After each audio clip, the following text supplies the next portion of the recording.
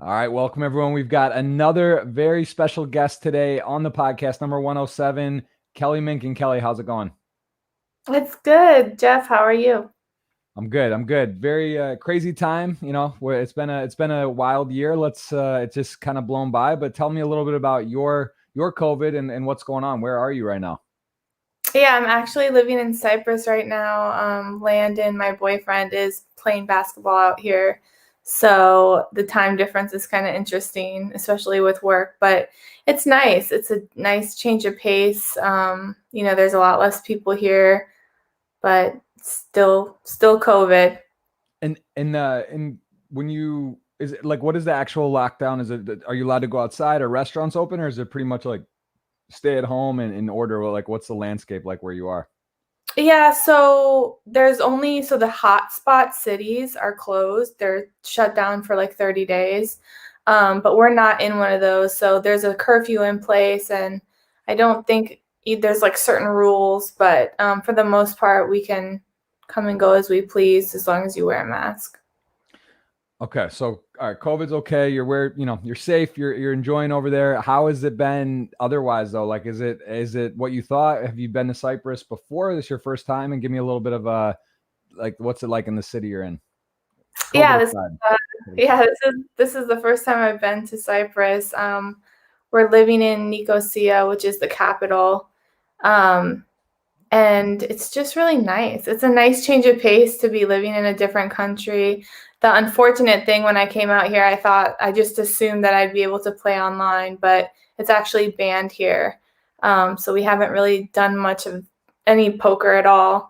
But it's still nice. It's nice to kind of take a little break. I really was grinding the tournament circuits for years, and that kind of dictated my lifestyle and my travel. So it's nice to settle in and live a more chill life. And yeah, I was good. So you mentioned you're there, you're with your boyfriend Landon Lucas, and there is a charity event which I wanted to cover. But since we're on the subject, you're living there, you're with him, and could you tell us a little bit about what the charity is for? And I know I'm going to be taking part. I know it's a good cause. I know that you put your word behind it and stamp on it, so that was enough for me. But give me a little bit more information on what it's doing, and let me just pull it up here. I think it's going to be on Friday, 7 p.m. Eastern, I believe. I'm going to stream the event. It's going to be online. And if you could maybe just tell us a little bit about what the foundation represents.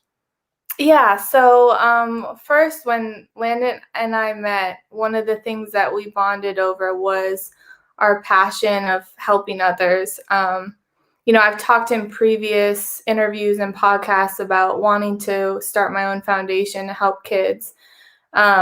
And I actually started that process in 2018, and it was just so much of an undertaking that I really never got through the process. I had the structure laid out and what I wanted to do and how I wanted to do it, but going through the process of setting up your own foundation is a lot of work. And so between working full time as an attorney, being at home, having my own company, being an entrepreneur, playing poker full time, I just couldn't handle it. So when I met Landon and I heard that, he explained to me that he had started this foundation after college, I was like, wow, that's really cool, that you're doing something that I want to do. Right. So, this past year, I became a board member and I really started being like immersed in helping grow the foundation. He started it in Kansas where he went to school and was helping kids locally there. And we're like, look, let's make this nationwide. So we're trying to have this fundraising event on Friday to help fund scholarships for kids across the nation to participate in sports when they can afford it. So we're really excited, especially in a time now and during the pandemic where, a lot of kids need an outlet for not being able to be social, not being able to be at school, and really not having the option to have activities. So we've partnered with a few different companies. We've had the ability to offer virtual sports camps for kids if they don't have the ability to play in person. So we've kind of adjusted based on the pandemic that we're currently in. And yeah, no, it sounds really, really nice. And what has been some of the biggest? It's a 0 to 100 challenge. What does the 100 represent in it? Yeah, so we wanted to be ambitious, and we set this goal to raise $100,000. Mm. And that $100,000 was going to go towards funding these scholarships to help as many kids as we could participate in sports. And sports could range from anything. We've had kids in archery, we've had kids do dance. So we really wanted to shoot for the moon here. And initially what we were planning on doing was starting like a social media challenge where, we'd make viral videos and we'd like challenge people to donate. But that was extremely difficult given that, it was hard to do a fundraiser with the pandemic, given that people can't really gather in person. And we were really struggling to find an outlet to kind of bring everyone together to have a fundraiser. And I ended up finding this company, Poker for Life, that we have partnered with for this event through a separate charity event that I participated in. It was actually for my niece's school. And so they put on this poker casino night where you'd play an online tournament. And it was really, really, really fun. Like when I participated in this, I'm like, we got to do this. So it's really interactive more than, just the thought of playing online poker. You don't think of seeing people's faces, but what they do, they have these breakout rooms on Zoom. So you're actually interacting with your table.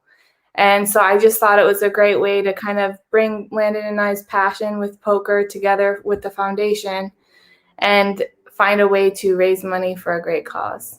That's awesome. I have a few questions about the charity aspect and building that, because I know I have friends that have done it and been a part of it, and it is a lot, right? Like you was like, oh, let's do a charity, let's raise some money, but you got the website, you got to find sponsors, you got to get the word out. It does take a lot of work. So I do want to hear a bit about that. And just quickly with the process for streaming on, are you going to stream it? I guess it's online. I was planning to stream it on Twitch, but is that something where you're saying at the table, are we kind of all talking like on a Zoom, or is that something that would work to stream and you're showing the cards? How does that work? And what do you think would be the best thing to do for that in terms of streaming? So you have the choice of being on Zoom. So it's not a requirement, but it does make it more fun and interactive. Mm-hmm. So you have the option to either Zoom with your table and go in the breakout room, or you can Zoom in like a general room and you can kind of just like have fun and interact with the other attendees. Okay. So, I thought it would be a great way for you to stream the event and, kind of bring your viewers to the event, kind of bring awareness to what we're all about. But from a technical standpoint, like, as you know, I tried streaming poker playing earlier this year. Yeah. And that was like I was way out of my league. It's so much work, kind of like the foundation. You don't realize how much it really takes to not only be successful, but there's so many different aspects of it that, to me, you're either built for it or you're not. And I learned that I'm like, I'm going to give it 100% effort. And that's kind of what I went into the Thirst Lounge. It was like, this is kind of an exciting opportunity, something totally out of my element, and I'm going to give it a shot. And I really didn't think I gave it like a fair 100% effort. So I wanted to try to do that on my own. And it was just so much work. I was like, this. Well, it's an interesting point, because that sort of does tie into my question. And I think that's exactly, like, you don't know what you don't know. So, like I said, like when you talk about streaming, people that want to do it, even if let's say you are built for it, still, it's like, it takes, it can take years of a foundation to like really get sorted out, to understand it, to build a community, to, it takes time to do it. And again, with the charity, it's like, if someone at home's like, oh, that's cool, you put up, you're involved in doing a charity, it's not just like a weekend thing or you flick it together. Like, obviously there's so much stuff, like that's what I kind of want to ask you behind the scenes. I want to get back to the streaming aspect and your experience, but yeah, tell me a little bit about that and how tedious and how much really work it goes in, like to it. Cause like how many people are involved, how many, I don't know, I would not even call it employees, volunteers, or what are the moving parts? People, you have to get the website, you got to, coordinate and get people. So tell me a little bit about your experience and how how much work does go into the actual charity building side of it to make this thing happen. Give me some of the pains of it, but also the reward of it. So yeah, maybe if you could elaborate a bit on that, and then we'll get back to the streaming. So I want to hear about both, and I imagine it's very similar in the amount of work and grinding to get it off the ground.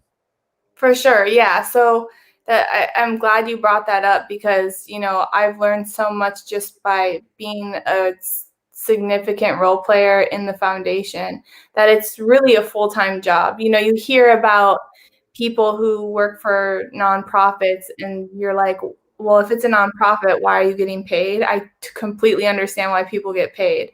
We're a small foundation, so we can't afford to pay ourselves. So every hour, every minute, all the work that we put in is on our own time we're not getting compensated whatsoever. The compensation for us is the benefit that we give to others. And to me, it's worth it, but it is so much work. And you're right. There's so much behind the scenes between not only putting together the event, but also coming up with the event. Especially in a time like this where, people don't really have extra money to be donating to any cause, let alone a cause that, is up and coming. And so it took kind of, luck. Landon and I are fortunate enough to have a following where we can kind of tap into that and say, hey, I support this and you support me. So can you support our cause? And I think that's really given us kind of a leg up as opposed to just some, lay person who doesn't have a following and wants to start a charity. It's extremely, extremely difficult. Yeah. So to see like how many people have supported us like you and, are willing to offer their time to promote the event and to play and to bring awareness to our cause is really exceptional. So it makes me feel like I feel the love of my community in the poker world. And I know Landon does, and, the sports world and his Kansas alum. So it's nice to be able to bring everyone together to kind of give back to this cause that we're so passionate about. Yeah, and I think well, you mentioned having a following, having some people that you can reach out and have a platform to some degree is like, I think it's very similar to streaming too. Someone like yourself or myself, when I start streaming on Twitch, it's nice because I've been in poker I started in 2015 on Twitch, but I'd been in poker a long time. I'd been fairly active in social media, so it's nice to have like some sort of a core base to start. Because I have people ask me all the time, and I have a guy actually just reached out to me, and he just was starting on Twitch, and it's tough, like to start with basically from scratch. You go live, and maybe I want to ask on your experience with this with Thirst Lounge, and then kind of streaming a bit on your own, what that was like on the very initial, because it's like kind of awkward, right? You go live, you're like, all right, I'm here. You send out a tweet.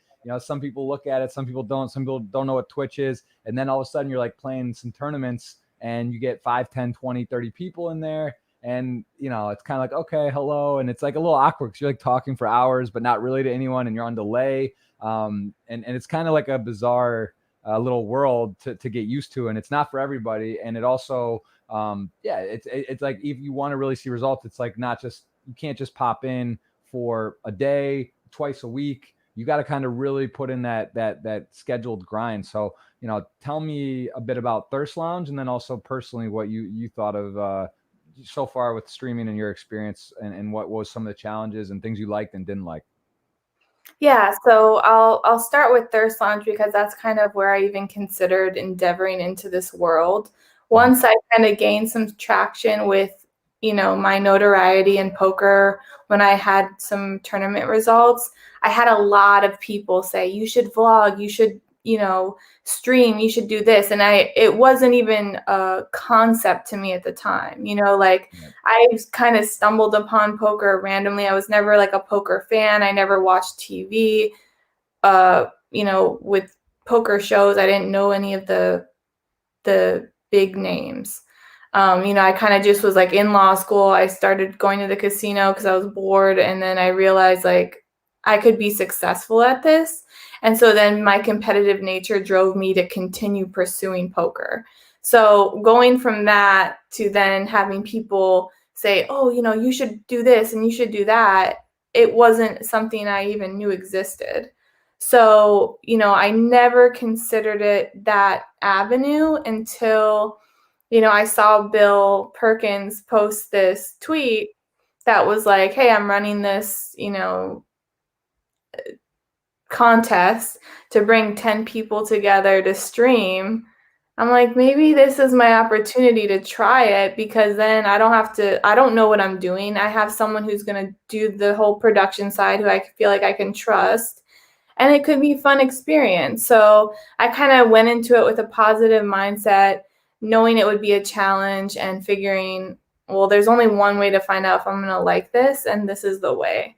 So, right just prior to Bill's tweet, I had made the decision to quit my job as a lawyer full time and really seriously pursue poker. So at that time, from 2015 to the end of 2018, I was working full time. So I would go to a tournament, I'd travel, I'd literally have a bag packed with my work clothes, I'd fly into the airport, I'd change at the airport, I'd go to work. Like, I was working nonstop, and I kind of liked that.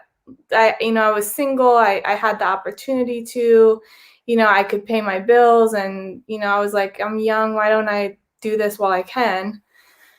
And then it got to the point where it's like, okay, you have to make a decision now. So I wanted to give poker an honest shot and kind of pursue everything I could and see how I felt about it. So that was one of the things, was the Thirst Lounge, and I got accepted, and I went out to the Virgin Islands and streamed poker, and it was just a totally different world than I'd ever experienced. Mhm.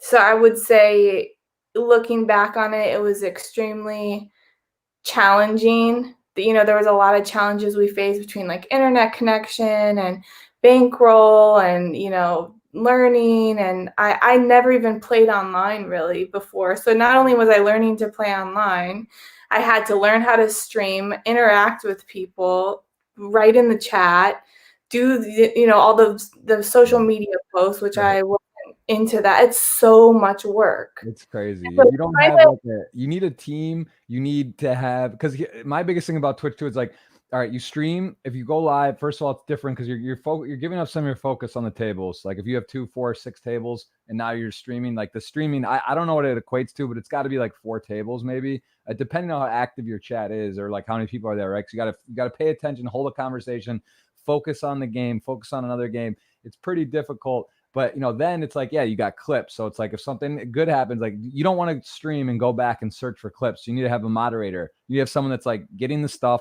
and then you ideally would have someone just push it out on your social, on Twitter, whatever. But like to do all that, it takes a lot of work. If you're like, oh, I got to get the clips, I got to go back, I got to watch it. Then there's like giveaways. You got to like get in contact with the person back and forth, and then do this. And it becomes kind of tedious and overwhelming if you don't have a really good system, and it's complicated. It's hard to find people and that you trust and that like have access to your stuff. Do you want to give someone your Twitter? Do you want to have someone working for, it's like there's all these different things that go into it, and it's a bit overwhelming. Like then you got to get the equipment, and the traveling, to me, that's the toughest part. Like when like you said, you were flying in Virgin Islands or you go to the other spot, it's so annoying to set your stuff up. You got to like you take your laptop out. Is the internet connection good enough to support Twitch? You have a portable mic. You have a portable this. You got to have a second monitor. You hook up all the wires. Then the thing drops. And I'm sure you down in the Virgin Islands, there was internet issues, right? Or like you guys would try to go to the boat. And it was like, because when I remember the whole concept, Jamie Staples and I, we were with Bill. He came to run up Reno. We were talking. We were like, man.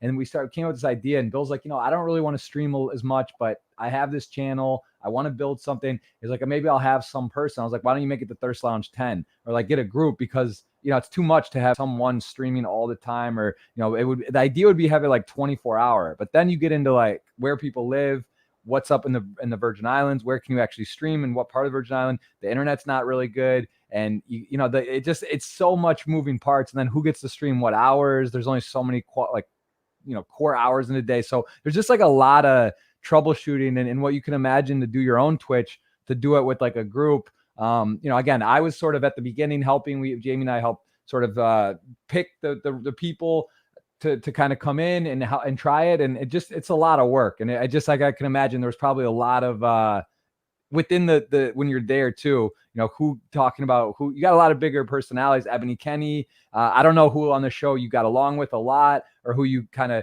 maybe tussle. It's almost like a reality show too, right? You got like John Party, Matt Forsythe, these other guys there, and everyone kind of has their own vision and things. And then it had to be kind of interesting. Like in reality, I think it should have been almost like a reality show, like watching the whole thing all the time. And it just seems like a lot. So I would love to know some of the, what to kind of see some of the dynamics and what all happened behind the scenes. Cause I'm sure there was a lot of, drama at times and also fun parts and some annoying parts. And, I don't, is there any like standout sort of moments that were either really nice or really annoying that you could share from that experience, or something you just didn't expect that you were like, oh, this is like, I thought I was going to live in like on a boat. Cause the thing is too, it's like, it's cool. Bill's Guy's boat, go out and stream, but it's not like everyone just goes out there and sets up on a corner and you're riding around a boat. Like the internet on the boat barely works. You have to go to like a spot, right? You have to like get to a point, and then only maybe one person could stream there. And so like, there's a lot.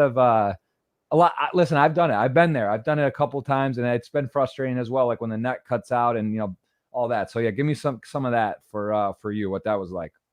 Yeah, it was, well, there were a couple things. One, I am used to playing, bigger buy-ins live. So for me to adjust and like be expected to play like a $20 tournament was extremely, like mentally was extremely difficult for me to like enter a $30 tournament and expect to like be hyper focused. I was just like, I can't take I haven't been trained enough to like be able to do this. I immediately just wanted to play $500 tournaments on a 10K bankroll. Mm-hmm. And it just, and then everyone else who was there had come from a completely different background. So I had a lot of people who were grinding like 1 cent, 2 cent online for like 2 years. I don't even know what that looks like. Yeah, it's hard to calibrate. Yeah. So that was kind of interesting. And I think that, I really got along with pretty much everyone. There was a couple people who I didn't really see because we like missed each other. I know Ebony I know outside of the Thirst Lounge, but she was never there when I was there. And Voicelove was the other one who I never really saw. But everyone else who was there, I got along with. I made some really good friends. And there was some drama, but like pretty much what you would expect. I definitely thought that we missed an opportunity to make something more of like a, reality show. Like if someone was there filming us 24 hours, once we got there, I know that, I know how much money and effort and production and everything that Bill put into it. And even then, we were so ill-equipped to do what we wanted to do. There just wasn't enough manpower to make it happen the way we all envisioned it. Right. And some of this stuff was out of our control, like the internet. We had so many internet issues. There would be days where we couldn't even stream because we didn't have internet. And then, like you said, if you're not consistent, you lose the fan base because they're like, well, whatever. I'm not, you say you tune in at 11 a.m. and you're not there at 11, 11:30 and then 12, and then you're there the next day. People just give up on you. Right. Yeah, there's a lot of great streamers. There's a lot of great content options, and it's hard if you're not just automatically consistent. It is very difficult. I got real quick. There's someone in the chat here who said they've been waiting since 10:30, and Krishna, he's from India. He wants a shout out, Kelly. He'd love to just say hello. He's right here. He's saying, I wish he could just say hi. So maybe Kelly will say hi. Krishna from India, hi. I hope you have a great night. I know you're more on my time schedule than Jeff, so I'm glad you popped in and hung out with us, and come hang out. Wow, there you go. Look at that. That's a very nice shout out, Krishna. So there you got it. Kelly, she says hello and hope you have a great day. All right. Well, so the Thirst Lounge, so you did the streaming stuff, and then what about your own streaming? So how did that work? Were you on doing part of the Thirst Lounge time slots, and then were you streaming? How much did you actually stream? How many hours or days a week? What was your streaming sort of when at your peak times? What were you doing? You're saying like the because you had your own channel too, right? You did start your own as well, like to sort of on the side. Yeah, so I streamed maybe only 5 or 6 times while I was on the Thirst Lounge. I didn't stream very often. And then I had some issues, or I guess some people on the team had some issues with me like not streaming enough, or there's always like this power play on like who was going to stream on Saturday and like who was going to stream at the optimal times. And I didn't really care that much. So I was just like, kind of didn't really put my hat in the ring, so to speak. So I kind of like fell to the wayside, and I was just like, whenever you guys want me to stream, just let me know. And, like it was more important to a lot of the other people than it was to me. And I think that discrepancy like made other people feel like I just didn't care. I was just there to like have a vacation, which wasn't necessarily untrue, but I didn't want to take away from the people who really were like hungry for it. Like I knew that this wasn't going to make or break me playing as being a poker player. I just was doing it for the experience. And like nobody else's mindset was like that. They were like, we want to become great poker players. Like this is our chance to like make it big and like be a streamer. And that was like completely foreign to me. So kind of at the end of, spring, I was planning, I had told the team and I told Bill, I'm like, well, once the World Series comes, I'm not streaming. I'm going to be playing live every single day. But as soon as I'm done with that, like I'm 100%, I'll come back to the Virgin Islands. I'll stream. I'll do this. I'll do that. And they're like, nah, we're going to just go on without you. So right. I was like, all right, well, no hard feelings, and I think it kind of like fell apart after that. Whether it had anything to do with me, I have no idea. I think it was a combination of things, but yeah. I never really felt like I got the opportunity to like really give it a chance. So, once that opportunity kind of passed and I like got my feet a little bit wet, I'm like, okay, let me give this an honest shot. And honestly, I really only started streaming because Landon, once we started quarantine, he's like, let's go to Mexico and stream. And I'm like, seriously? So he was like really adamant we did this.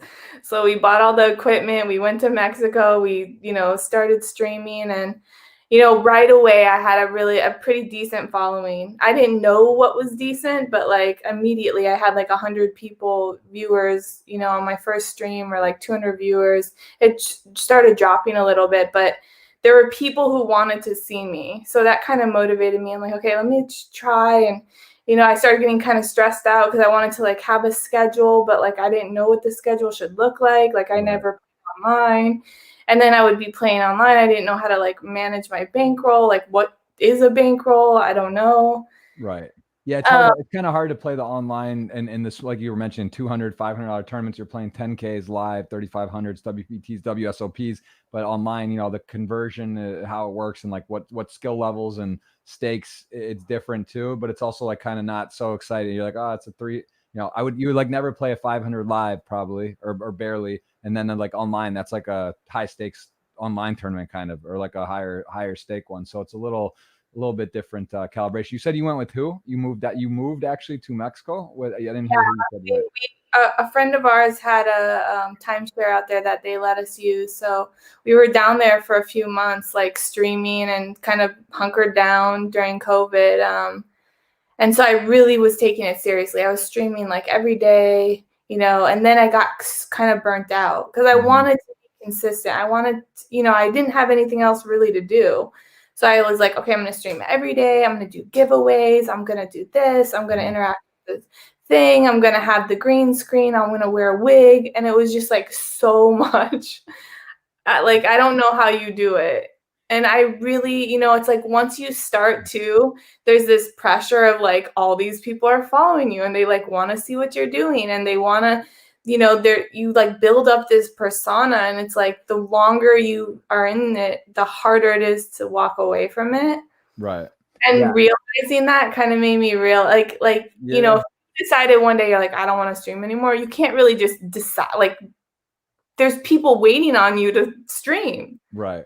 Yeah. You have it is kind of following. So it's kind of wild. Like because I have my son's 19 months old now. I'm married. That's the thing. Like some of these guys are in their young 20s, they're single, or they're just now getting kind of girlfriends, relationships, a lot of like these streamers. But I'm watching it too, as some of the bigger poker streamers that have been around now for 5 years or so start getting married, they start getting engaged, they start getting serious, and I just see it, and it's like you see these guys like really putting in a grind. But it's different. It's hard too when you have a personal life, when you have family, you start looking at other things you want to do, and yeah, for me, it's hard because I stream much less than I used to. I used to be pretty consistent, and I do it a lot less, and it is tricky, right? Because you kind of feel like you're halfway in, halfway out. You're like, all right, I'm kind of streaming, but I'm kind of doing everything else, and then everything's just kind of like you're not just going full force. But no, it's great. I mean, is it safe to say you're happy you did it, or at least you did the Thirst Lounge, and you have a channel? Because if you want to stream this charity event, or if you want to stream randomly, it's kind of fun. If you're going to play online, 1 or 2 table, big event, you could fire up a stream and connect and do it, but you don't have to do it all the time. Is it kind of less pressure? Just know you have it, know you know how to do it, and you can just turn it on if you want to once in a while, instead of like, all right, I'm going to go for it and be like a full-time streamer. Is that kind of more fun to you, or do you think you just won't stream ever again? No, I'm not like against streaming. I think it's fun. I think it's a really unique way to interact with people and interact with people you wouldn't normally. Because like you said, like there's a chat and it's like your family chat. Like they're all there supporting you and cheering you on and like asking you questions. They want to know what music you like, and it gets really intimate. Like you get connected to these people, and like I found myself, the people that would come on every day, like I recognize them, and like then they'd write me on Instagram. It's like, oh, I know, that's like my friend.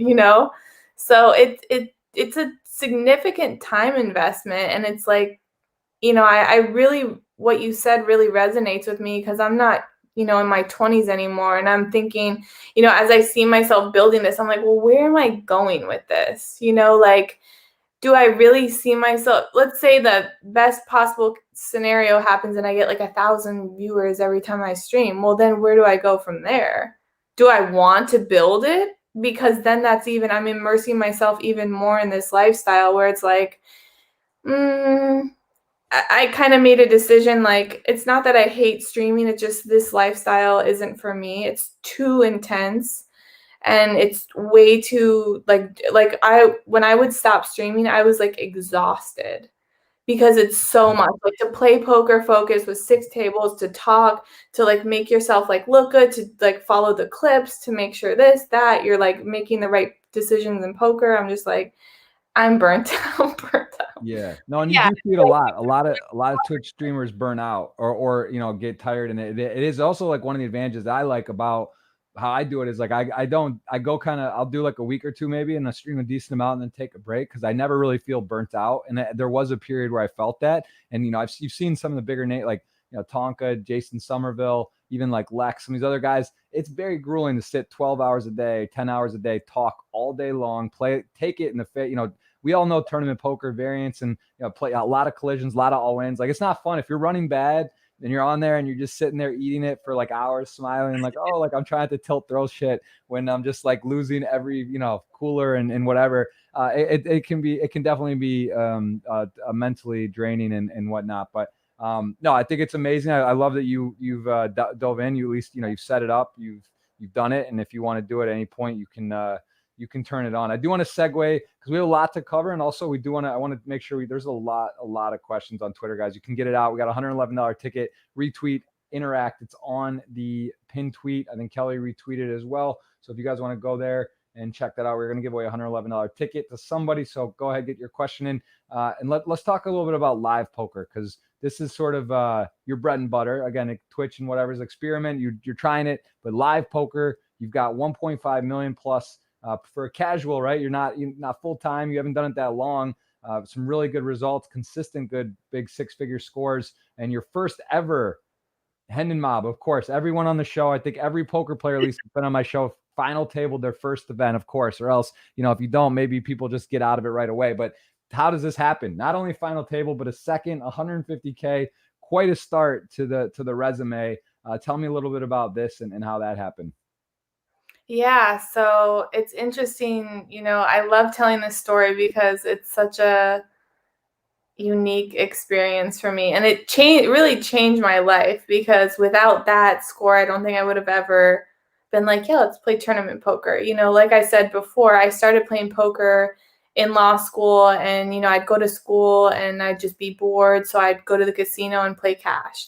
And I started playing 3-6 limit with 30 to $60. and kind of just wanted to learn how to play poker. I didn't know what I was doing. So I moved from 3-6 to 4-8, which I thought was crazy. There's $16 bets. It's like, oh, this is getting scary. And then finally I felt comfortable enough, not only comfortable, but also like I felt, once I understood the game, I felt like I could be a better player in No Limit, True No Limit. So I moved to 1-2 and I played that for about a year to 2 years. And then I moved to 2-5.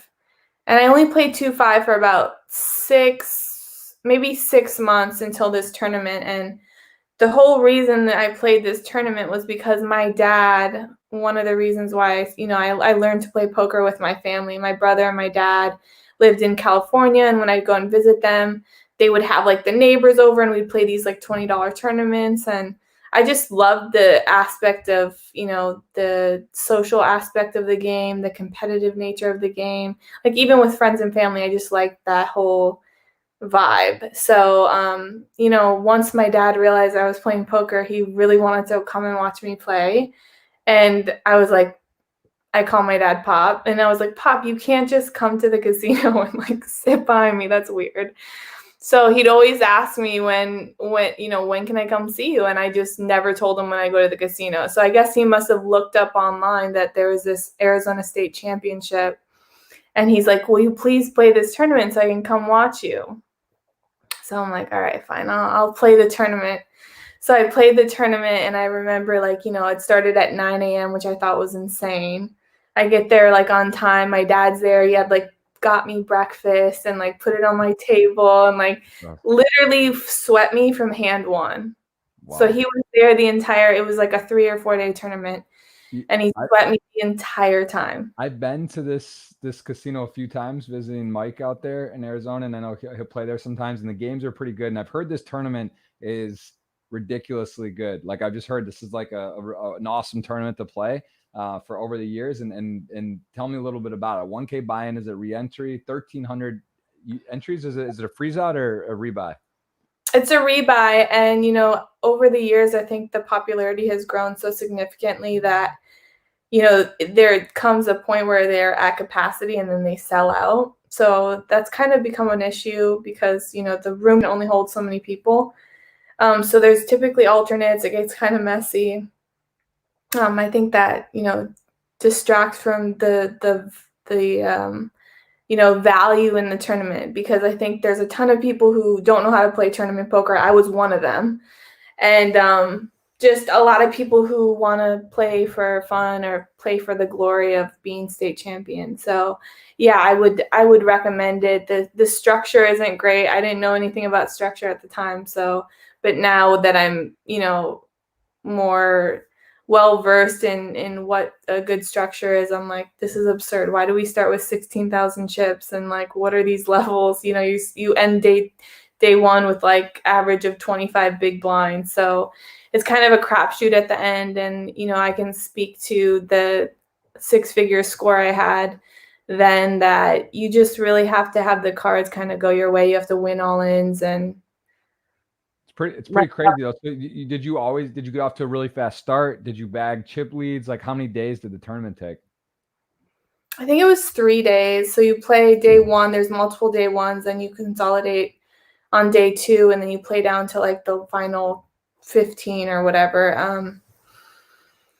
And honestly, there weren't really that. I think on the end of day 2, this guy, we're both had a ton of chips, and he way overplayed his hand. He had tripped aces, and I had like a boat, and he just was like betting into me, like, and he had no concept of like the size of the pot or like how the value of his chips. He's just like sees that he has 3 aces and is just blindly betting. And I'm in position. I have like the nuts, and I'm just calling. So I really take 0 skill. I just got in a really fortunate spot, and then I had like a ton of chips. So I kind of like ace 10 or ace jack or something on like ace 10 or jack, and he just like had a weaker ace. Like he literally was drawing dead, or did he have ace queen or king and could have won, or was he just like dead, like ace 5 and just drawing dead? Wow. So yeah, it was a gift. it was such a gift. And I got to the final table and I remember thinking like, oh my God, this is so much money. Like I had 100% of myself because I didn't know people sold. I didn't know anything about tournaments, Right. So I was like, oh my God, like, fifth place is like 20 some thousand. So I was like, well, I'm so grateful that I'm here. I remember thinking like, I'm so great. Phil Hellmuth also was the MC. So like he was there, and my dad, we're from Wisconsin. So like they're all excited. They're talking to him, and they're like, this is my fan. Just seeing how excited my family was that like I was in this spot. And then essentially when I was on the table with Joe, who ended up winning, I didn't know who he was obviously at the time, but he's like an exceptional tournament player. He did all the heavy lifting. He like knocked everyone out of the final table. Literally like 6 of the 9 total he busted. That's Joe Kuther. Yeah, Joe. So he just like knocks everyone out, and I'm just sitting there like not even playing Just hands. watching the pay jump, like, okay, here's another 20, here's another 30. What was your dad thinking around this time? Because like that's pretty amazing. He was there from the start. You're on time, 9 a.m., which is I've never even heard of a start time like that. That's hilarious. But so you get there, you roll, and now you're at the final table. Was he like freaking out? Was he calm? Like, what was the experience like for him? It must have been a dream for you. Like this is like you could never expect that, right? Like you said, it's sort of a crapshoot. You're not a tournament player at the time. You're playing cash. You come into a thing, and here you are, 1,300 people, and you're at the final table with a lot of chips. I mean, that must have been kind of surreal experience. It was so weird, like before I batted an eye, and and there's three of us left, and I didn't have a lot of chips. The other two, one of the guy who ended up getting third, Dan, I played cash with, and he was like an exceptional poker player. Like I had a ton of respect for him. I'm like, he's just good, and you can tell he's sharp. So I'm like, well, I'm just happy. I just like conceded to third. I was like, I'm just so happy and grateful I got here. I'm just gonna get it in good. So, somehow Joe has aces versus his ace king and busts him. Wow. And I'm heads up with Joe. And I was like, what? How big was it? Something like almost ridiculous too, where what'd you have, like 8 or 10 or 15 blinds, and they had like 80, like 60 and 40 or something like that? Was it like that deep? So I think it was like, maybe I had 12 blinds. I didn't know blinds at the time, so this is like complete estimation. I just knew how many chips I had, which is so insane. That's how it works, right? Yeah. 12 blinds, and then Joe has like 60. He had like a 6 or 7-1 chip lead when we got heads up. So I was just like, I'm going to play the best I can. There's really no pressure at all because I pretty much am going to get second. Did you know Joe at the time? Because I mean, just took a quick look here at his. I mean, he's obviously a grinder. He plays everything, world-class player. He literally is just one of the sick grinders that goes and hits every stop. I mean, look at his Hendon. Oh, I'm not showing it, but here's his Hendon mob. I mean, he plays a lot of poker. Did you look up? Did you even know Hendon mob? Did you know who Joe was? Or when you were playing, were you just like, all right, this guy's obviously good, but I don't know who he is? So while at the end of day 2, he was at my table, and like I said, Phil Hellmuth was emceeing, and he kind of outed him and was like, this is Joe Kuther. Like, he's one of the best tournament poker players ever. So once I heard his name and I went home that night, like I Googled him. So I knew a little bit, but I had never heard of him before. Like I said, I didn't follow poker as a cash game player. Like I didn't know anyone on the tournament circuit. So I did a little research prior, and I was a little intimidated, but at the same time, I'm like, it is what it is. I'll play how I know how to play. And, I ended up getting it in. I think I had ace-6 versus his ace-queen on the turn. I had 2 pair, and he rivered. He like counterfeit me on the river to win. But like I had actually chipped up, and if I would have won that hand, I would have had the chip lead. So it was cool to be able to like battle with him. And we kind of had this long-standing joke about it, ever since. So we've kind of become friendly. Did you guys talk? Was there any talk of a deal, or at that point he had such a chip lead? And I mean, in his mind, you didn't know what big blinds are, right? Like you're not a tournament player. He does this for a living. Was there any like discussion on it, or did just the guy got knocked out and the game just went on and that was it? There was no discussion. I didn't know deals were made. So I wouldn't have even known to talk. If he would have said, oh, you want to make a deal, I wouldn't have known what he meant. Right. So it never crossed my mind. Obviously, looking back, he would have never asked me to do a deal. I mean, there was no reason to. So Right. him and Dan may have done something, but I'm not sure. Right. And so you end up though getting knocked out second and you get paid 150,000. What's the first thought there in your mind? Like, you're like, are you now officially a tournament professional grinder? Because I know, we'll cover kind of how your career went from there, but like, what was your dad saying? Because like in his wildest dreams, he's probably like, oh, this is fun. I'll encourage Kelly to go. We can bond a bit, hang out. She'll play. It's fun. And maybe she'll get a deep run. But like now he's probably almost like, wait, maybe I created a monster. Like, what, what's going on here? Like, maybe she just hit a 6-figure score and now she might be, moving more full time in this. What was sort of that interaction like after you won second place? Yeah, well, he loved it. He was like asking me if I was still in law school. So he was asking me if I was going to quit school and like become a full-time poker player. I'm like, absolutely not. I'm not going to quit school. I have like a head on my shoulders. Yeah. And so, I really saw it as an opportunity to like have money to invest.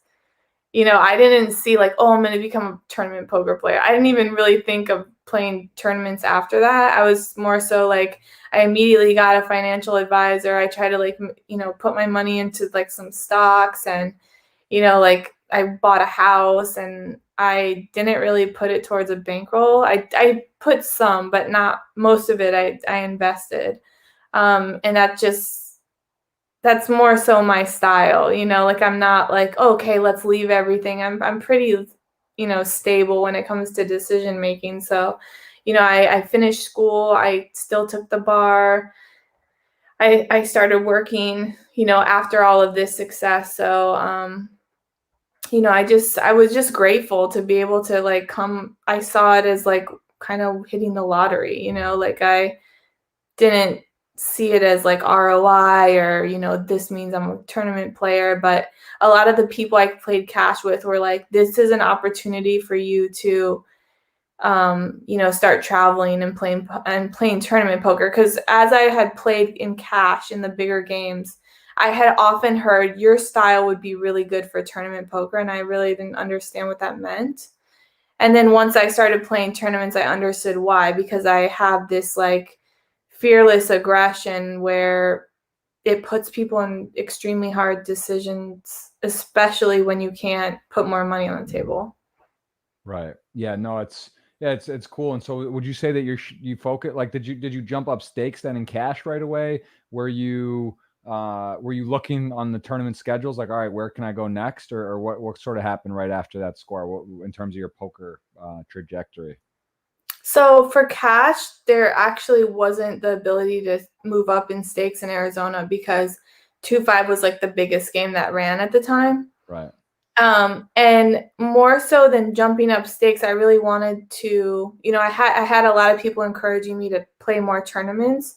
And I was told by a few different people that I should be playing like the WSOP circuit. So the first thing I did was there was a WSOP stop at like in Louisiana that I went, we went to with a couple of the grinders from Talking Stick, and we played like the $365 tournaments and stuff. And I kind of just learned that way. I played a few different WSOP stops, and so it was still smaller buy-ins, which I was comfortable in. Like I never felt like, oh, I'm going to go play $1,000 tournaments. I was playing like $100 to $500 buy-ins for a little while. And what about the WSOP, the main, which you've had, I think, the last woman standing twice, correct me if I'm mistaken, that's pretty cool. I mean, that's I think top 50 finishes in both, but we'll take a look at that. What was the first big buy-in, like let's say a 5K? I see you played the circuit event 2014. Doesn't look like you went to the World Series the following year, or at least didn't cash. But you weren't really playing a bunch of those. But then in 15, do see a bunch of cashes, including the deep run of 29th, which is just crazy. I mean, I've played, for a lot of years. I've not gone that. I've got like 200th, but this is very deep. 4 tables left in the main. So, tell me about that first big buy-in experience, and where was that? Were you like, wow, okay, I'm buying in for a 5K or plus? Like, how did that happen? So I don't think this, I think my cash on this isn't on Hendon for some reason, but I think the August after that 2013 cash, I ended up going to play the Hard Rock Series. It was like a 3,500 or a 5K or something. Mm-hmm. Or you know what? Maybe that was after the main event.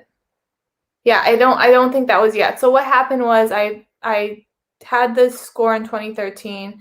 For the end of the rest of 2013 and 2014, I played like the circuit events, like a WSOP circuit events. So the biggest buy-in after that was like a 1,600. Mm-hmm. Then what I ended up doing was I would go to the World Series, but I played mostly cash still. So I played cash and I played in the sit and goes. And the sit and goes helped me kind of understand like ICM and, you know, stuff I wasn't really I didn't really, you know, big blinds and stuff the concepts I didn't understand as a cash player. And I started making pretty decent money there. It was funny because I used to grind those with like Ankush.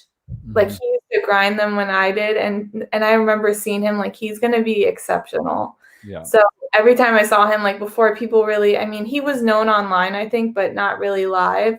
Yeah. Like I knew he was gonna be a big deal because he just never really made a mistake. So I grinded those for a while, and I ended up, you know, like building a little bit of a bankroll to where I took a shot and played like a 1K sit and go, which was a lot for me. And I ended up winning it. And so I was like, the first one I played, I won. And I remember calling my dad. I was like, oh my God, I just won $10,000 in like an hour. And I just thought that was crazy. And he's like, well, what are you going to do? And I said, I'm going to sell the Lammers like every other Simcoe grinder. I'm going to play another one. Yeah. Yeah. Like I'm just going to sell them and keep going. And, you know, a few people are like, you have to play the main event. Like, this is what poker is all about. Like, you can't. I was like, I'm not playing the main event. Like, I don't know what I'm doing. They're like, nobody does. That's why the main event is so amazing. I didn't realize, you know, you hear about the prestige of the main event. You don't realize like a lot of amateurs, and it's like a really soft field for that big of a buy-in. So I got convinced to play, and I ended up making like looking back, I made so many mistakes, and it was a travesty. But I learned. 2014. That was in 2014, the main event. Yeah, I think it was in 2014. Yeah, I didn't know what I was doing. The like hours, like it's such a mental game at that point. You know, if you make it past day 2, so much of it is just like not letting yourself be your worst enemy. And I just started making terrible mistakes, you know, trying to gamble, and I'm like, this isn't how I play poker. So I really wanted to put in the work to become better. But that was my first experience. I think I ended up busting on day 3, and I was just so disappointed in myself because I knew how many mistakes I had made. And again, I still wasn't selling pieces of myself. I didn't really understand that concept. So it was like $10,000 of my own money was like gone. And so I was like, well, that wasn't fun. How can I become better at this? So yeah, that's so okay. So learning experience, you play, but then looks like 2015 in so that was 2014, and actually I had it backwards, but your real big pop after that was actually in February of 15 now. So you do get, it looks like you actually won a tournament in LA, so you take first, which is nice, right? Because you've taken a second right away, but now you actually get the trophy. You do win it. It's at the Commerce, another big size field, $500 buy-in, but 577 people, and you take first. What was that feeling? How did that compare with getting first, but not as much money, but to actually win? What was the difference in emotion there? So that's actually another interesting story. So during this time, I was actually started playing 10-20 no limit at Commerce. I had just started like making trips, and I'd go by myself. I'd stay for the weekend. I'd stay at Commerce. I'd play for the weekend. I'd make like decent money, and then I'd go home. Like I was really starting to play higher stakes, which was probably not the smartest thing, but I was doing well, so I kept doing it. Right. And that weekend I had come because it was LAPC, but also to play cash. I had like my worst losing session ever, and I had lost like $12,000, and I like couldn't believe it. I couldn't believe that I had lost that much money. And I remember like a couple friends were like, "You got to play this $250 tournament." I was like, "There's no way in hell I'm playing that." And I'm like, I literally have to win to break even, or like get third or whatever. It was like I had to literally get third place to get my money back from cash. Like, come on, it'll be fun. Like, just, I had some friends that were playing the tournament, so I ended up playing and then winning it. I was like, okay. So then I had this like kind of joke that every time I'd have a bad losing session, I should just play a small buy-in tournament and win it to break even. That's awesome. You do ship it. You get to hoist the trophy. So now you got a win on your resume, and then it looks like not long after you go ahead, so you get 55K, and then you just come right back in the next cash. Actually, so you had 3 final tables in a row. You took 9th and AC in one, and then shortly after you go to LA, and now you're in the 3500 WPT, and this is at the Seminole in Hollywood. And sure enough, you go. And do make the final table in a 1,000-person, $3,200 field. So yeah, tell me a little bit about that and what that was like. Yeah, so after my score at LAPC, I was kind of vacillating between whether I should stay and play, the rest of LAPC there and try to win like whatever that, there's like a point system. So if you win, you're kind of incentivized to stay and play the rest of the schedule so you can get an extra 10 grand or whatever the prize is. But I decided, I just had a feeling like I wanted to go to Florida and play. And I also, that's my favorite casino to play at, is the Hard Rock in Fort Lauderdale. I just love the events there. They're ran so well. Yeah. Tony Burns, like I'm just friends with everyone there. My best friend Lonnie lives out there. So I just decided to go play that. And I got there and I immediately was down like 3 buy-ins or something. I'm like, maybe this is not the right decision. So I ended up playing the fourth bullet. And I remember there was like I started selling at this point. Like, so I had sold maybe like 20 to 40% of myself on this tournament. And a couple people dropped out in the last, because I had only scheduled 3. So then when I played the fourth bullet, I think like 2 investors were like, no, we don't want we don't want any more of your action. So like, all right, whatever. So I ended up playing by myself, and I just, like things just ran smoothly. I feel like every time I go deep, you kind of get in this groove where you like feel it.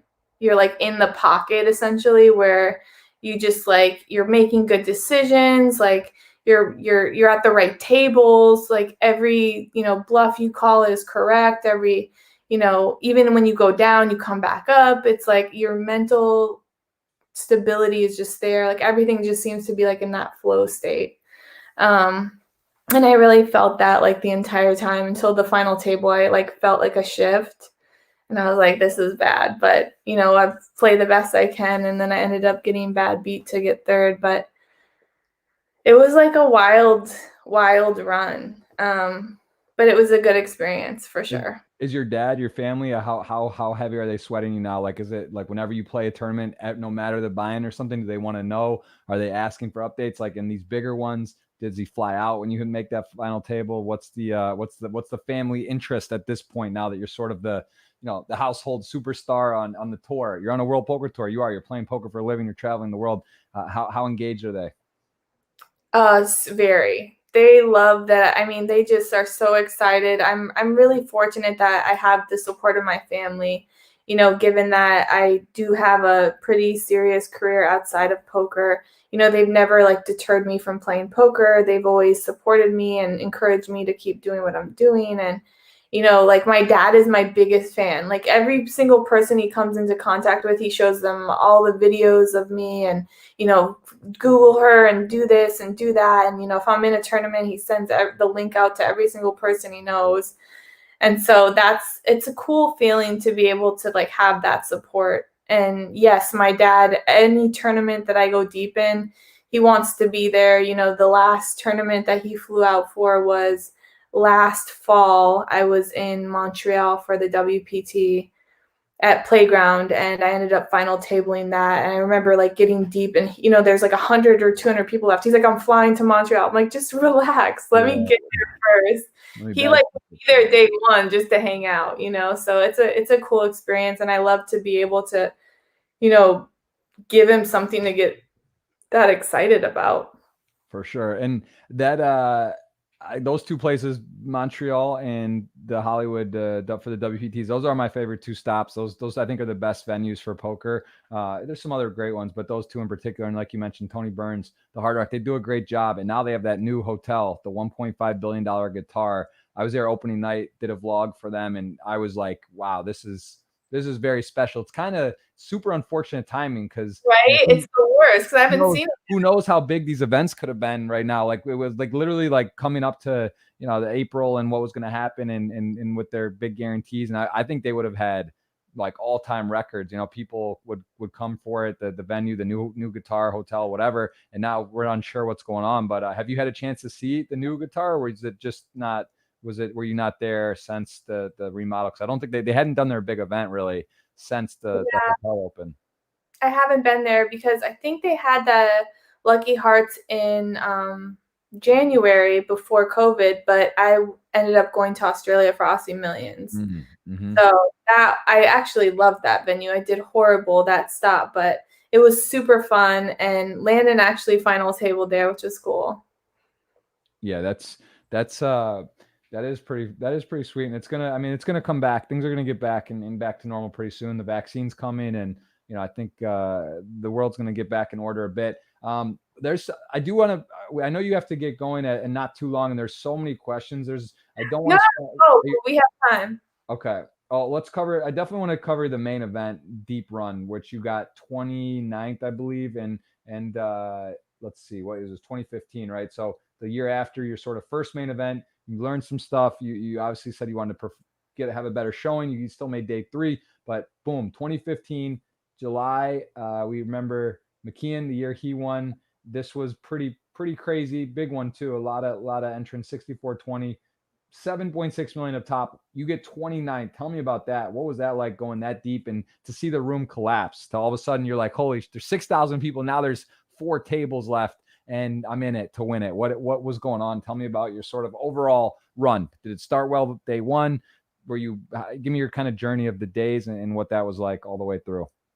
Yeah. So it was a really surreal, even to this day, probably the most surreal experience I've ever had.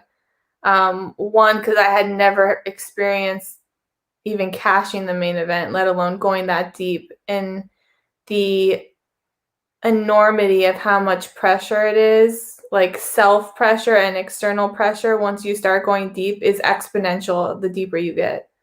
And on top of like all the other stuff that's going on through your head, it's a lot, but it was amazing. It was an amazing experience. And day 1 dinner, I had 10 big blinds. So I remember my girlfriend who I was staying with, she was a bartender in Vegas. She came and picked me up. We went to dinner and I'm thinking like, okay, well, I'll probably call you at some point soon. She doesn't play poker, but I'm like, I don't have a lot going for me. And then I got back to the table and I just doubled and doubled in one orbit. So I went from 10 big blinds to 50 big blinds like immediately. Wow. I was like, well, I didn't expect that. And so that helped a lot. I won a race and then I got like Queens versus Jackson or something and won that. And, I'm like, okay, well, my mindset was already kind of like what my mindset was at the Arizona State Championship. It's like, okay, I'm going to do the best I can. There's not a lot of pressure. I felt like I was kind of free rolling because I assumed that I was going to be out.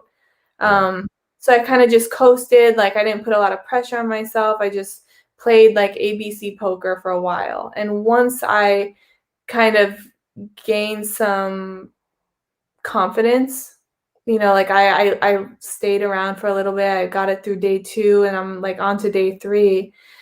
It's like this like swagger kind of comes over you. Like I can do this, And so I just really played my game and got deep. And, you're so focused on the game that you look up and you're like, holy shit, like we're deep. You're so focused that like time doesn't exist. So it wasn't really until like day 6 where I'm like, okay, this is a possibility.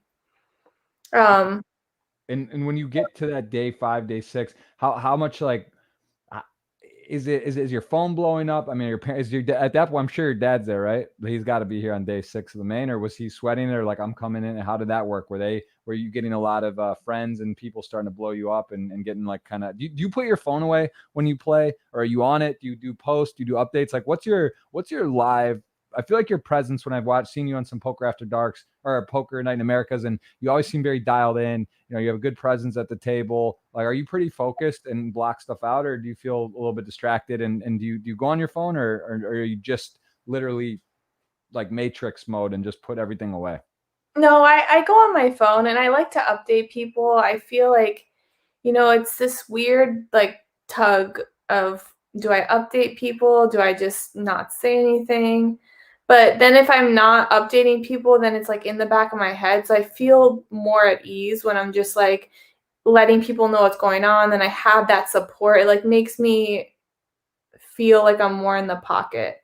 So I do I do interact with my phone. I like update people and I try to interact with social media so people are following. And that's like a fun part of it because you have like this whole team that's cheering you on, like, go, go, go. And you're like getting all these like updates and people are just so excited for you. It kind of like fuels you. Yeah, it's kind of like Twitch. That's one of the things I like. Going deep in a tournament, you know, there's some excitement. People come in, you can kind of feel the support, the energy, the excitement. Do you sell at this point? Do you do any swaps or selling in these tournaments, or do you usually just go in yourself, or what's your breakdown of pieces generally? Yeah, at this point, yes. I started selling and swapping a little bit.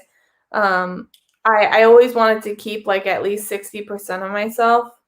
So that was kind of like the safe number. I can't remember. I think I had closer to 70 for this main event. But I like to keep like big chunks of myself because I feel that if you're confident in your abilities, you want to have is just like I would want to invest in me. I invest, I buy pieces of other people. So if I'm buying pieces of other people, why would I not want to keep a big chunk of myself? So, that's part of it. Whether that's the most financially responsible decision to make, I'm not sure, but it's, I've been fortunate that it's worked out for me. And do you ever use sites like Stake Kings or Ustake? Do you ever post action for fans? Do you usually do it to one person or a couple friends or swap? Like how do you do your action when you do post action generally? Yeah, I typically have I have a small group of people who always want like pieces of me, so I kind of keep it limited to that. And then I do end up swapping out with some friends. So I never post online to sell action. I think maybe I have once for a few big tournaments, like the 25K that I played at PCA.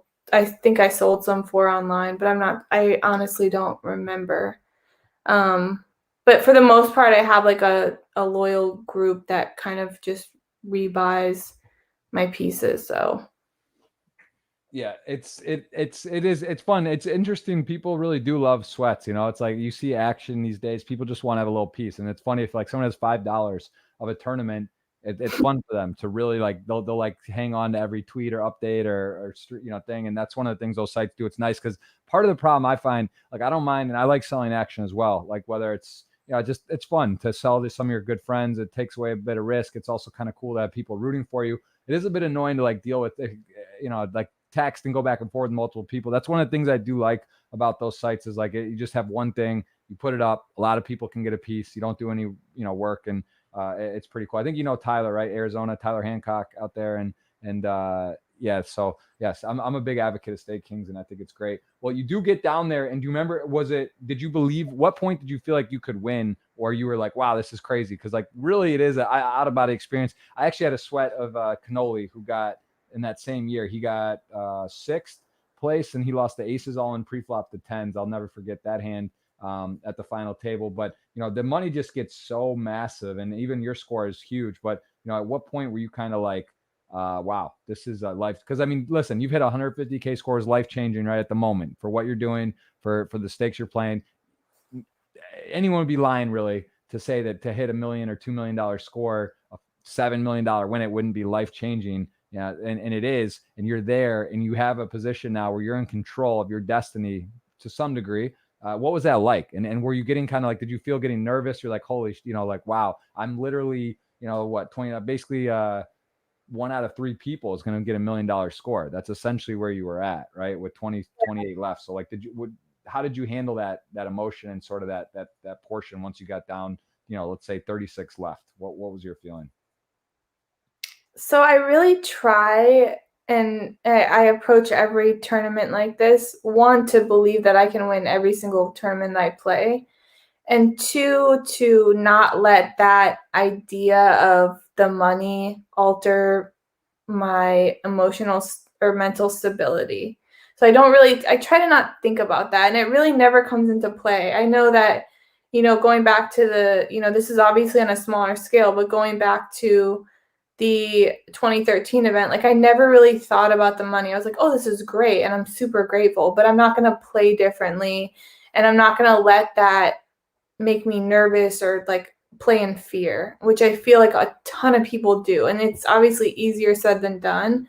But, I've been fortunate enough to live a life where, I can say, I've never really struggled with anything. I've never, needed to have money or struggled to have money. So my mindset's a lot different than maybe a lot of other people who are like, oh, if I make $1 million, like my life will change. Yes, if I made $1 million or even $8 million, my life would change. But how I live my life would not. Mm-hmm. And that's a conscious decision that I make because I don't want it to. It's important for me to live a simple life. I don't need a bunch of extravagant things.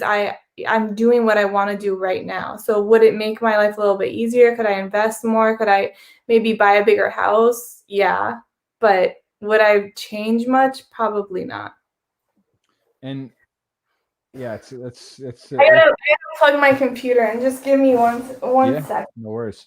All right, guys. Again, I want to remind you, you can go over to Twitter. You can go to Kelly or my latest tweet's pinned. And if you want to win a chance for a $111 ticket on Party Poker for the one shot, it's there for the taking. Just retweet, comments, and you will be eligible. So we'll do that draw at the end here. And we're going to try to get some of these questions. I know Kelly has stuff she's got to do. So I want to make sure we get to some of these. I mean, there's a lot. Hopefully she can answer some afterward. If we don't get to all of them, or if she sees one she likes, she'll try to take a look, but we will cover some of those quickly. I'm just, we got a lot to talk about. It's a very exciting. It is cool. I love seeing, I think my favorite part of the podcast, when the poker side, when people are poker players or to see their Hendon mob. I just think it's so fun. It's a great site. Like the fact you get to go back, kind of relive, because it blends together at some point. You don't remember what year stuff was, where it was, how many people, what amount you got exactly. So you can kind of go back and relive some of the memories and the rides and what it's all about. So it is cool and to see. So tell me about your bust hand though. What was that? Did you get shorts? Was it a flip? Was it a cooler? How did you go out in this tournament? Oh my gosh. So it's painful. I hate it was so painful. And I really I think the most painful thing about it was that I didn't expect to lose. Like it never really crossed my mind that I could be beat, which was a mistake on my part. But I was just, with the fatigue and like how many, it just, you don't really understand the effect it has on your mind until you're there. Like I can't really explain it to you, but it's like you get this tunnel vision and sometimes you just you miss one thing and it ruins everything. And then once you realize that, you're like, oh my God, what did I do? So no, I think it happens a lot. A mental side is so huge, but part of it, what you're saying though, I think is why you've had so much success in these type of fields, big buy-in, deep, a lot of people, and you're just so focused, so engaged. It can be a blessing and a curse. Like you said, you might miss something, but at the same time, like you're just like so set on the prize. You're like, all right, I can do this. I'm here hand by hand, do my best. Every hand's a puzzle, that sort of mentality. Tell me what happened though. What was the actual hand that happened to remove you from this tournament? So I was in the big blind and the button limps. Small blind completes. And I had, what did I have? I had 10-8, I think. It's so bad I don't even remember. But I try to like block this out because it was so painful. But so I have 10-8 and the flop was like, I flopped trips. It was like 10-10X. and it was 2 hearts. So I felt at the time, I don't even remember the action, but I felt at the time that it was such a draw heavy board that I wanted to just like win the pot. So when I got check raised, I'm thinking, okay, he's got to have some type of like, I have a 10. So what are the chances that the thought of him having a 10 didn't really cross my mind, which is like a huge mistake that I wouldn't consider that. So we end up like getting all of our chips in this completely inflated pot that was limped. And he ends up having queen 10 and it turns a queen. And that was wow. Then and that was how many blinds did you have roughly? Do you remember when you were started the hand? Or like was it maybe like 25? I had a lot. So I just punted it, and I didn't realize when I was playing the hand, I didn't realize that that's what I was doing. You know, if it was like day one of a regular tournament, I never would have done that. But I like the mental fatigue and like that my thought process was so far off from reality, and it just like all hit me at once. Like once I busted, I was like in such a state of shock that it like all kind of came piling down. And I have my emotions in check extremely well in poker. Like I don't get emotional when I lose. I handle it extremely well. That's one of the biggest strengths I have in my game is how I handle wins and losses. Like on the win side, like how we just talked about, I never get like manic about it. I just move on to the next thing. And with the losses, the same thing. But this was totally different. So it like hit me like a ton of bricks. And then, the guy it was Buderoni who ended up busting me in this hand. He like has a whole rail of like really loud guys from Italy and they're like screaming. He's like, yeah, like screaming. And they edited this out for TV, which I was kind of surprised. But he's like fist pumping and he's like, yeah, like screaming. And I'm like about to cry.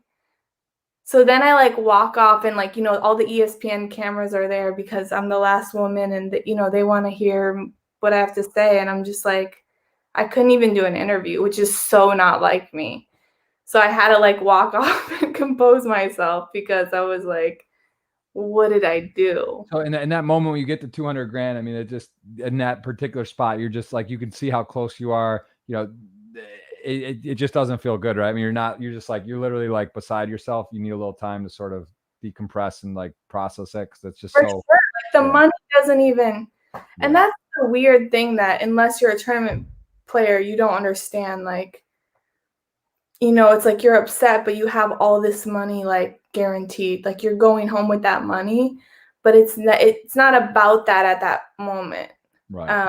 So it was a difficult pill for me to swallow. It was like, wow. And then, up to that point I had heard like this is your chance. Like people play for 20 years and they never get this deep. Like, Phil Ivey this doesn't happen to him, like do this. This is your chance. So once you bust, you're like, I'm never going to get this chance again.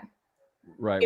We'll come to very closely because you basically did do that not too long after, and after that score though, well, let me just ask you about the last woman standing because female poker players, there's not a ton. This is something I talk with guests that are females. You're a minority within the game. What are your kind of thoughts on it? Do you like is it fun to you to be that or it's like not so many women play? Last woman standing. It's kind of like, it's something. It's a real thing. ESPN acknowledges it. We saw like Kate Hall win a GPI award and say like, I don't think there should be female awards. We're all the same. So like, what's your sort of, I got to ask, even though I know it's probably annoying, you get asked a lot. What's your sort of like female take on poker and where that all kind of plays in? How do you feel about it? Yeah, no, I actually enjoy talking about this because it's such a controversial topic and there's so many differing opinions on this. Mm-hmm. But me personally, I think that women and men are different. We think different, we operate different, we act different, we play poker different for the most part. There are some women who don't play poker different, but generally women play poker different. And I can say that with certainty because every year I play in the ladies event, I'm like, I have no idea what I'm doing because I'm so used to playing with a certain expectation of my opponent that completely changes when I play against women. Right. And actually, you know, it's intriguing to me, like, why is it different? What about women that play poker? You know, it's such like a deep-rooted phenomenon that I think is really interesting, because it's not just poker, it's like decision making, it's risk aversion, it's confidence, it's aggression, it's like all these things that we as a society align with masculinity that a lot of women either are afraid to or don't know how to utilize those skills. Right.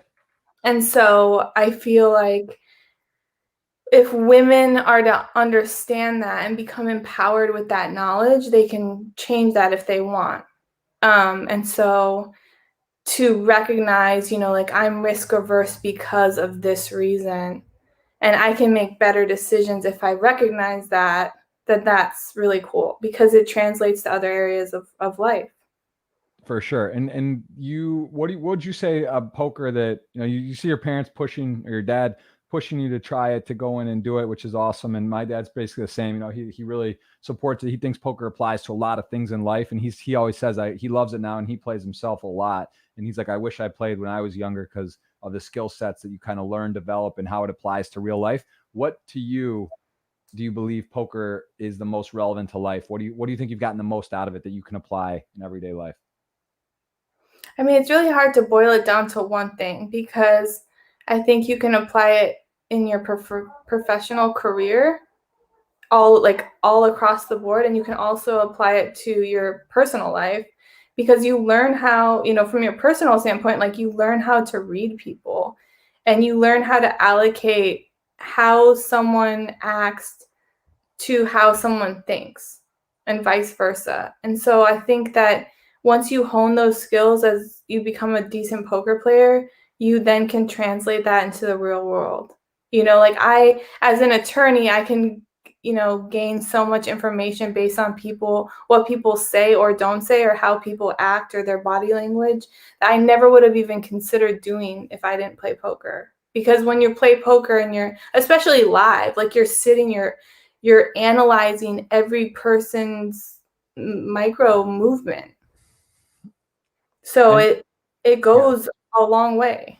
And what do you think about the live thing now, where like kind of robotic, people stall, take time, whereas to your point that you're saying you analyze every movement. So, you know, to some degree, you want to be neutral. You don't want to give stuff away. You want to, you know, at the highest level, you see this a lot, and it's sort of, people argue killing the game with, you know, take 10 seconds, fold, like, do that, you know, kind of boring and not as much talking and whatever. But then the other side of it is, it's got a fun, you know, you played TV shows, you played on televised tournaments, you played televised cash games. People want to engage, they want to have fun, they want to talk. So how do you kind of, what's your stance on this about being, you know, friendly and quick, play quick and give a good show and have a good time, versus well, you want to win and be your best and not give anything away? Yeah, it's for sure a balancing act. I think it depends on the environment that you're in. So I try to adjust based on where I'm at, what situation I'm in. You know, if I'm playing a live game, or I'm playing cash, where you need to kind of fuel the momentum or the excitement in a game, you can't stall and do stuff like that. But if I'm at a final table of a WPT and the ICM considerations are like extensive, and I need to stall for X, Y, and Z reason, or I need to, you know, play tight, and it's maybe not the most exciting thing, but it's the most profitable thing, then I have to do that. But if it's a game where it's like, you know, we're playing for fun, and I may lose a couple $1,000s in equity, but long term it's going to be better because people are going to see that, like, I'm willing to make the game fun. You know, it's a balance of like everything in between there. Yeah, no, it is. It's exactly. I think you're right. And there's a certain time and place for everything. You know, it's a time to kind of have fun, joke around. You know, it's casual, light, and there's times where, you know, you're finding bubbles or getting deep in a big buy-in tournament, and you know, things are a little different, a little higher stakes situation, and you don't want to, you know, be loosey goosey, as you know Daniel likes to say. You know, you gotta be serious. You know, I used to be on the side of like, I'm not stalling. That's stupid. And like, I'm here to play poker. I'm here to win. I don't care about a min cash. But once you understand why people do that, especially in these like big field tournaments where you're like like for the main event, for example, when people start stalling before they stop the clock, like it's so beneficial to do that because so many people don't. Right. So Well, yeah, especially 1,000 people cash. Let's take that 2015 run you had. There's 1,070 players left. Like, it's not hard to make it from there if you just fold. Like, you could have 8 blinds and literally make it most likely just by folding. So, you know, why take that extra hand or two where you could be at risk or hit the big blind, and you know. So yeah, it's you got to understand people have their reasons, and it's good to understand perspectives, and everyone kind of has their own take, and of course, people like money. Who wants to bubble? WSOP main event, someone min cashing, that could be their highlight of their poker career. They might be from their local home game. They may have satellited. They may have sold 95%, and they just want to get the money and get for people. So like, yeah, you got to understand that it's important to people, and you make a good point there. What's this? We got to, before we take some questions, the Poker Queen. So this is on Amazon. You documented in this. Can you tell me a little about what this is? A show, a movie? It looks like it's the actual movie. Yeah, it was like a documentary that this woman decided to do, and she followed a few female poker players, and I was part of it, and it was a pretty exciting experience, to be on like a actual documentary on poker. But really, it was just a fun experience to participate in. Yeah, it was filmed not this past WSOP because that wasn't live, but the last live WSOP, and it was just fun to participate in. If you haven't seen it, you can go on Amazon and rent it or buy it and watch. There's a bunch of notables like Liv Boeree and Jennifer Tilly, Lonnie Harwood, my best friend's on there. She's pretty cute. That's awesome. I do want 2 more tournament things I want to cover before we take questions from people, which there's a lot, so we'll try to get to them. Was you did get the follow up? You say you may never get another chance. You're 2015. You hit the score deep. You get nice last woman standing, kind of cool, and you get the third in the WPT. You then follow up the same year and have a huge. So you're having a big 2015, and your things are going well. But then you hit some other, final tables. You're going around. You're playing some poker, and then here we go. 2018, 3 years later. Again, this is a big one. Actually, 25% more, almost 20% plus more entrants, 7,800. It's the main. So even it's crazier to think how deep that that really is, like to get there with that many more people. It's actually probably even deeper technically than, or around the same equivalent when you get 50th. So how was this experience? Like, were like, because you just, like you said, you may never get better than 29th. There's a good chance. That's a pretty over under. It's a high mark to hit. I mean, you play, let's say, another 50 years, maybe, but now we go 3 years and you're basically right there again. What was this like when you're like down to 64, 8 tables, the room's small again? You're like, wow, here we go again. What was that like? It was exciting, and I will say that I felt more prepared. It's like I've been here before. I know what I'm doing. I had more confidence. I just understood the game better. But the one thing I did recognize more than I did in 2015, and this could be coincidence or this could just be like how far the game has progressed in those 3 years, was the ability of my opponents. Like as the tables got, it's like, oh, it's all fun and games. And when you're playing it early, it's like, there's a bunch of novices and there's people that are playing because they won their seat in their city that was like, they played for 3 months to get like a main event seat. But once it got to like 150 players, everybody was good. Right. And once it got to like small, it was just like exponentially hard as it got to the end. And I was just so exploited at the end that it made it difficult for me to understand where I was at, because people were doing things that were like way off the charts because they saw me as someone who was way below their ability. And so they would just, I'd open under the gun +2 with ace-4 off, would just 3-bet me. Like that didn't, conceptually, I didn't know what to do there. And so that, from like a skill standpoint, I definitely made some mistakes like in the end game that I don't like beat myself up about, because I'm not the best poker player in the world. And to get that far was amazing. And I there was no like significant mistake that I really made that I look back on, I'm like, that was horrible. Like I did in 2015. So I felt good in that sense. Like I felt accomplished.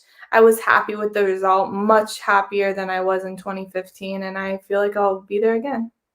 Yeah, it is once you start getting that feeling too, it is nice. You know, it's like, oh, it's not an accident. I can do it. I know how to make the money. I know how to go deep. I know how to give myself a chance to win. And you're right there. So again, I don't want to spend the whole time on your career, but it is cool to see those two big scores at the WSOP. Your first ever cash being for second with your dad there, really very cool. You got another third place WPT. And I saw again, you're recently now, I mean, live poker is basically done, but WPT Montreal, which again, one of my favorite stops.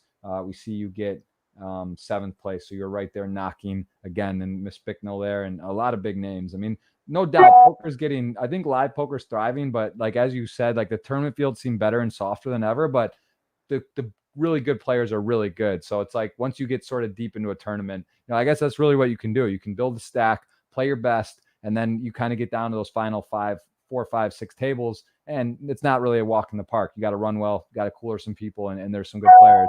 But the game does seem to be growing. And I do want to ask your overall take on poker at the moment. Do you believe live poker is thriving? Or do you think the game with RTA online and kind of solvers and people are getting a lot better? What's your sort of take on the landscape of poker at the moment in the future, let's say the next few years of live poker? Well, I think COVID kind of threw a wrench into things with, predictability. But I feel like, especially after playing some significant volume, or at least for me, significant volume online during quarantine, it's extremely difficult online. I think that people take for granted how difficult it is. And I think part of the difficulty lies in the fact that there is some, I don't know if I want to say shady, but I don't really trust playing online. And I see forums and I see, there's these rumors on like these groups of people who are like colluding, and, that makes me nervous because I know playing online or playing live, you hear, a couple years ago, there was some rumor that this guy in the Heads Up Championship had like these glasses where you could like see the cards, and that was like such a huge scandal. Or, in the World Series in 2019, there was some guy who was like marking cards and he got arrested. Like people try to do that live, but there's no like huge mass conspiracy that there's like a cheating ring. Right. So I feel like, given that, no, like experiencing that and like feeling on like this unsettling feeling while playing online, I feel like the only way poker will grow will be live. And again, like with the pandemic and everything, it's extremely hard to say. But I feel like if this thing kind of subsides and live poker comes back, it'll be big. Yeah, I agree. I agree completely with you. All right, last thing before we take questions, Kelly, because I know there's a lot, and I see a lot of good questions I want to ask. So let's just do them from Twitter that way. But I see you got I believe a double, well, is it double major? You were in biology. Is it cellular and molecular biology? I mean, that sounds pretty intense. Is that true? I mean, what's going on there? That is not your normal typical degree. That seems very, very intense. Tell me what that was and what happened, and with that, like that, what made you want to do that? Because that sounds very, very serious.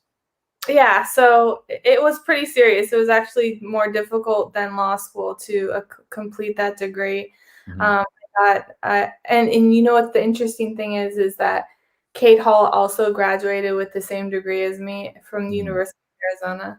Oh, She's, wow. I think, like two years older than me, but like we just didn't know each other, and we essentially had the exact same path from like graduating with the molecular and cellular biology degree, then going to law school, and then playing poker, which I think is interesting. Like I'm a big Kate Hall fan, but Is she yeah. around still playing poker? Because I mean, she did have some really great results, and I know she got into some battles with Bill and talking about what her earnings were and something with there's some bets, and like she was outspoken. I think she is the one that was like talking about the award, maybe the GPI award, and she was like, I don't, maybe if I'm mistaken, but I thought she said like, the women and men shouldn't be separated and this kind of thing. She's got some pretty hot takes and very, very, she's doing what she believes in, and obviously a super sharp individual and smart. So it looks like she hasn't played since 2018. She just hit a final table and just said, all right, but or at least live. She kind of took some time away from poker, and she's working with like tech company. She has her own business. She's on to bigger and better things, I think. But right. I respect her a lot. I respect her outspokenness, given that, she knows that a lot of people disagree with her or think negatively of her for voicing her opinion. And I may not agree with everything she says, but I respect the fact that she's feeling confident enough to speak her mind. Yeah, no, she's someone I never really got to talk with or know, but I same thing. I mean, she definitely is. You can tell she's sharp and she has her beliefs and she's not afraid. She's not on the fence, right? She's like, all right, this is what I believe. This is why. She's not in the middle, kind of like. Yeah, she goes with what she believes. So that is very interesting because that is super, super similar. And who was but were you first or she got into poker and then you? Because she's older, but I feel like you've been in poker longer. Was it sort of, do you know her time frame? Like when did you guys know about each other? Did you meet in person there? Or was it at Poker Stop that you guys spoke and kind of realized that? Yeah, so it was actually in the 2015 main event, the one that I went deep in. She organized a women's last longer for the main event. So there was like maybe 30 of us or something. And I ended up winning. I was in that last longer. And then there was another last longer with like just a bunch of people. And I ended up winning both of those. So that was really another big chunk of money. So that was kind of nice. I actually forgot about that. But that's awesome. Well, that seems kind of hypocritical by her because she's like, I don't want to separate women and what, like they're all the same in this award. She took this hot take on it, and then she's doing like individual women last longers. That seems like kind of like funny, but I guess it's different. I mean, still, it's a way to kind of bond with people. And she got some heat for that, but I think it's it's more of like a camaraderie thing. Like exactly, that's how I look at it. I don't even think about anything else. It's like you guys are like friends, or listen. Women and men are different. What do you want to talk about? Like, of course they are. We are. They're different emotions, different body parts, different things. Like it's just different. It's different, and there's nothing wrong with that. It's not a big deal to segregate, separate on certain things and whatnot. So okay, well, yeah, cool. So that is we got sidetracked, so I forgot what I even asked you. I know we spoke about molecular biology.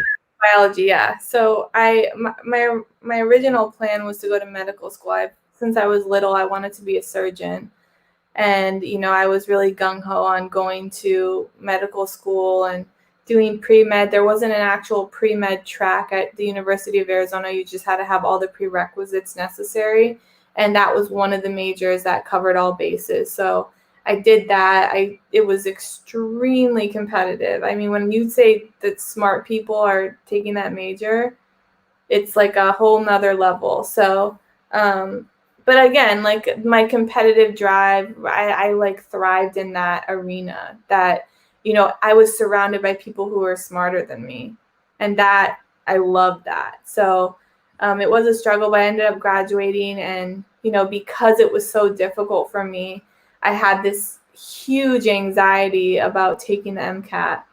I was like, I don't want to fail.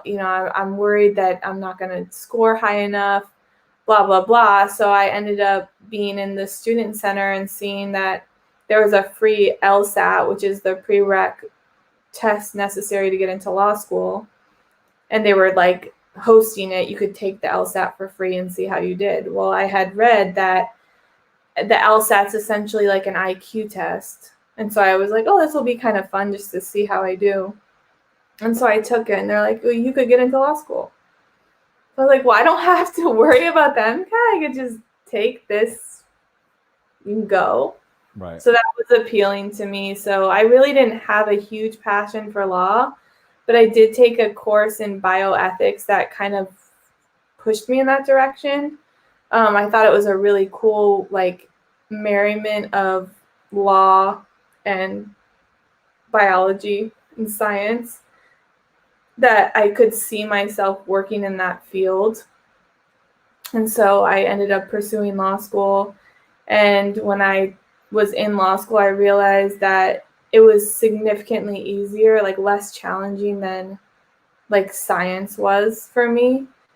So I felt like I was more naturally inclined at like arguing and like finding like, you know, logic and reason and kind of putting that together to form a you know, solid argument that could work to my benefit. So I kind of just veered in that direction. And because it was less tasking for me, I found myself having a lot of free time, and that's how I started playing poker. And what was the, to get into this type of cellular molecular biology? What was sort of were you just always into this in high school, growing up? Like it just, you know, it does seem pretty intense. Like what was sort of like when you were doing this, what was your goal, or what was your vision as a career during this time when you said I'm going to take these majors? Yeah, I wanted to be a maxillofacial surgeon. So I wanted to work on mostly birth defects of the face.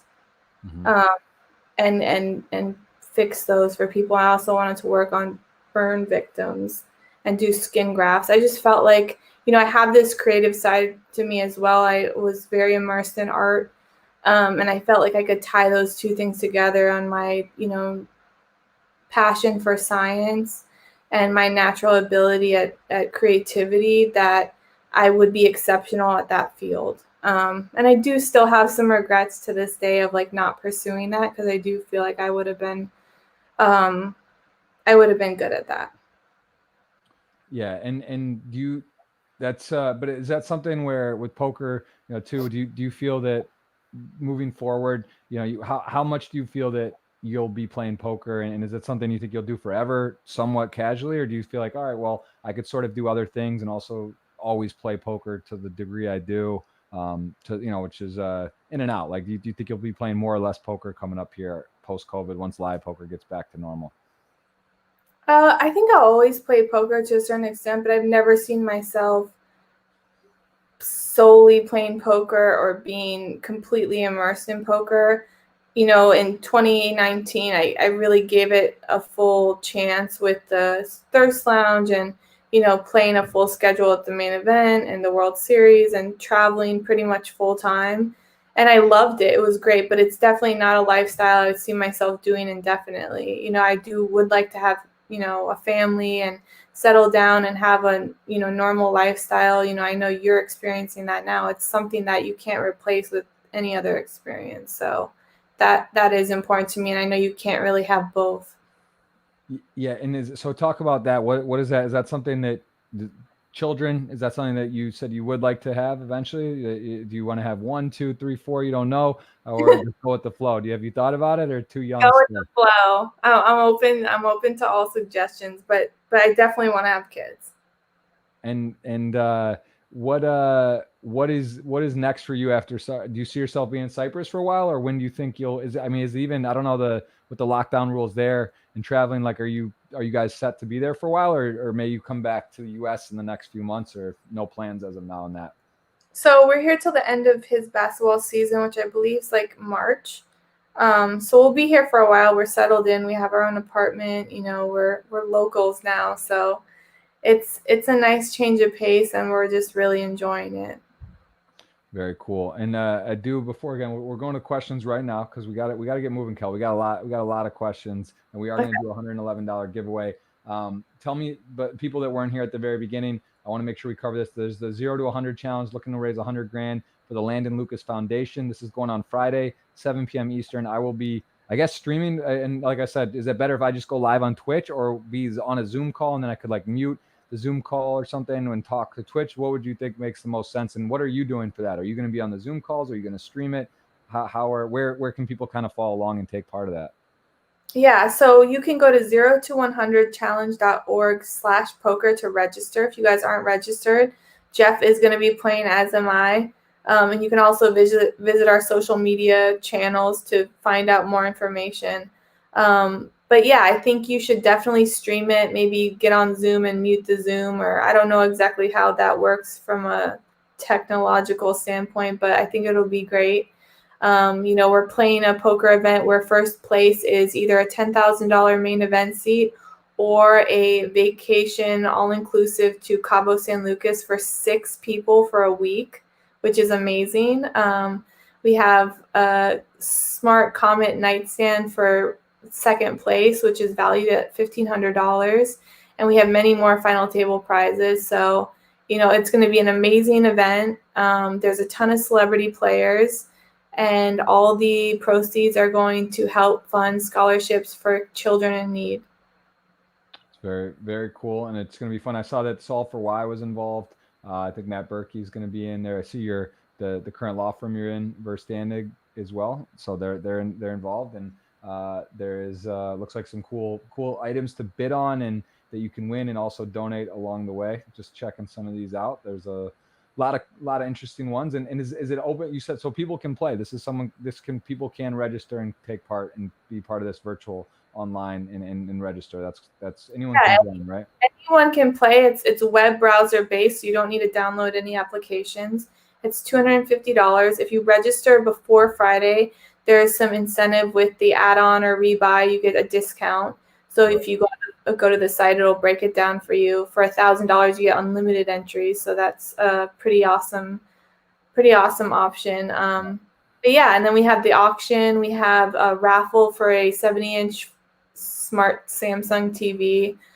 You can buy tickets for as little as, I believe, $25. It's the second one, number 102 right there. And you can also bid on a chance to win a virtual poker party with me. There you go. Look at this. You got right here. You guys can go to the website. It's on. I'll put it in the live chat here in the YouTube, and we are going to go over to Twitter. Let's take some questions, and I will be in. Yeah, it'll be fun. That's a pretty sweet first prize, 10K main event. That's, as we know, that can turn into 200 plus pretty easy, if not more. So that'd be a great story if someone does well, gets the seat, and gets to be in the next year's WSOP and make a run. So let's head over to Twitter. Let's take these questions, you guys. We are going to give the $111 ticket away. We'll do that here very shortly. We'll take some, and Kelly, just tell me. I know again you're time wise, so we'll take some of these, and you just tell me a couple more when you're getting tight on time, and then you could always check some out if you see them and they're on Twitter and you want to answer them yourself. You can do it, because we're definitely not going to get to all of these. There's a lot, which is great news that a lot of people want to know what's going on with you and have questions. But we'll take some of these right now. And then you just give me the cue. But like I said, I'm not going to quit you, Kelly. So you tell me when you got to go, and we'll roll. So here's the first one. Michael Barain asking, is there any professional opponent out there that you would love to do a major bankroll heads up? Like, is there anyone would you challenge heads up? Do you have any feuds or someone that you think you would like to play for heads up, either a feud or for fun? But you see this, the Daniel and Doug, there's boxing matches poker players are encountering in, the one-on-one seems to be a thing these days. Anyone out there you'd like to challenge or a battle with, for either because you think you would just crush them, or they're your friends, but it would be fun? Give me a feud or a fun battle heads up you'd like to do. A fun battle heads up. God, that's a good question. This is kind of random, but I'm gonna say I've played with him a few times, and I think he just has so many tricks up his sleeve. I've never seen someone with more like subtle angles, like not scumbag angles, but just like creative and interesting lines and a lot of speech play that I think I hate, but I also love. And that's Eric Afriat. All right. So Eric, interesting, 3-time WPT winner. He's been on my podcast actually. And he's one of those guys, like he's just, you're right. He seems to get people, he seems to get people to do what he wants. And it's honestly amazing. Like his results, I think he got second in another WPT. So he's like, it's almost like unbelievable, truthfully, what he's done. And cause he's not like Seidel, he hasn't been around forever. He comes in, he's a Montreal guy, and he's got a family, and he plays some of these events, but he just seems to get it done. So you're right. There's some kind of something there. So, all right. It would be interesting. Like, I don't have any beef with him, but I think it would be a fun match. Okay. All right. Well, Eric, I know Eric, and I could, we could, let's see, maybe he'll hear this, or someone send him a clip, and there could be something going on. So we got Ihor, if I'm pronouncing that right, says, what prompted such a beautiful girl to play poker? Tell the story of her early career. We did cover a bit of this, but what was, first of all, very nice compliment saying, giving you, she does have a boyfriend, so calm down, but we do appreciate the compliments on stream. It's always nice to hear something nice. So what did prompt you, if you kind of mentioned it, but what was your first ever scene or dealing with poker that you said, this is interesting? So my first, outside of playing with my family, my first ever instance where I really got the itch to play poker was I was in LA with my family. My brother and my dad lived out there, and my brother used to go to the Bike in Commerce and play all the time. He played cash and stuff before I did. And so I am also not the type to really drink. Like, the bar scene has not ever been my thing. And so my brother's like, Kelly, let's do this, let's do that. And I'm like, that doesn't really sound like fun. I don't want to go to the bar.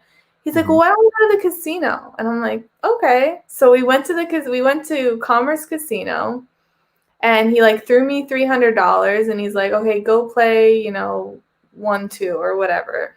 So I had one buy-in, and he played some other game. I don't even remember. So I sit at the table. I like have my 3 stacks of $5 chips. And in like an hour, I ran it up to like $2,000. Wow. I was like, this is fun. And he has a picture of me from that day with like the 2 racks of chips. Wow. And come on, Kel, you should have sent me that. That should have been the banner photo for the podcast today, the OG right. Session where it all started. All right, a lot of comments again, guys. Calm down. She is off the market, but we that's nice of you guys to say. All right, a couple quick ones. Favorite pineapple or pizza? Pineapple on pizza. Do you like pineapple on pizza? Not pineapple or pizza. That would have been kind of weird. Do you eat pineapple on your pizza? Yes. I like either pepperoni and pineapple, or I like pepperoni, black olive, and green pepper. It depends on the food, but both of those are good. Very nice. Favorite singer? Do you have any singer historically you love the music or favorite music? I am a huge fan of Sabrina Claudio right now. I'm really into her. She's kind of like up and coming, so if you haven't heard of her, check her out. Okay, that's awesome. I have not heard of her, so that's nice. It's someone. It's always nice to have someone coming up that you call it first, right? They're in 2-3 years, they're just gonna blow up. And you want to hear a really funny story, actually? So I actually followed her when she had like a YouTube or something. When she was like nobody. She was like in high school still or something. And I knew this girl was going to be like a big deal. So in 2015, when I had my like all these scores, I actually wrote her on her thing, and I said, like, I want to help you get into the music industry. Like, I'm not in the music industry, but like I can try to help you. And wow. I never heard from her, and now she's like this huge star. But I just thought that was kind of funny. I actually forgot about that till just now. That is funny. That's crazy. So she's okay. We'll keep an eye on her, and it sounds like she's already doing very well. What about a mentor? Who's sort of your mentor in poker? Is anyone that you said Lonnie Harwood's one of your best friends, and I know you actually. As one other thing I did want to mention, you did make a final table at the World Series with her, I believe, in the tag team.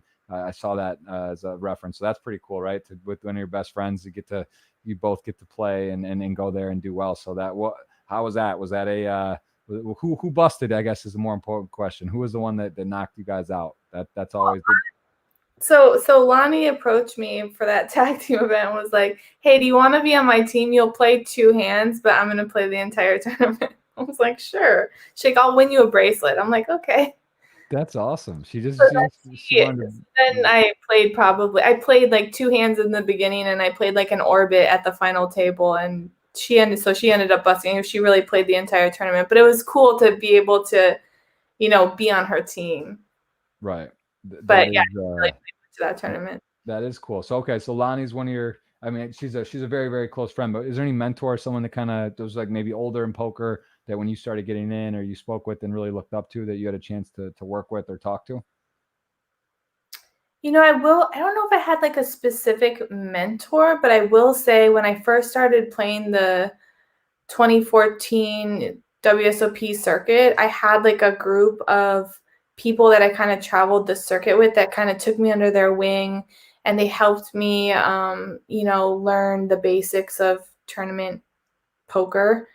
So it was like Alex Massick, Cord Garcia, Steve Hess, Ryan Van Sanford, Nate Kogel. There was like a group of guys that kind of were like, hey, we know you don't really know what you're doing, and you have a lot of potential, and this is how you can be better. So I traveled with them to like a few different stops, and they really helped me a lot, kind of catapult me to start understanding how to be successful in tournaments. Yeah, that's it's nice to have a group and people that understand stuff that you can bounce ideas off of and not feel uncomfortable or silly, because to learn, it's a very important part of learning, and to have a good group of people that know what they're doing is huge. Um, Most beautiful place on earth. Where's the favorite place you've kind of traveled? You're just like breathtaking by the beauty of the spot. Most beautiful? God, I would have to say the PP Islands in Thailand were amazing.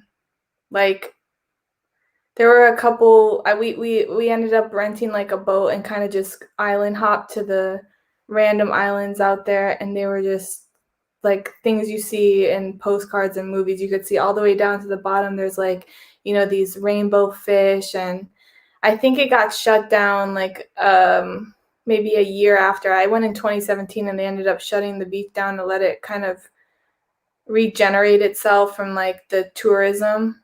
We went one of them was Maya Bay, and they were just kind of the beaches were getting run down because of tourism. So I was glad and fortunate that I got to see that before they kind of let it sit for a couple years. Yeah, that's very, very cool. What about uh this is sort of a more it's an interesting way of wording the question, but was there a moment in your life when your consciousness turned over? But I would just sort of ask it as, was there ever an aha moment in your life, like where you were kind of figuring out, you're traveling, playing poker, I don't know what I want to do. Something ever just click where you just sort of like, all right, I'm clear on what I want to do? You say you get working with charities, trying to help other people do stuff. Like, did you ever something just sort of snap into place where you're like, all right, I have a good vision of like what I want to do in my life?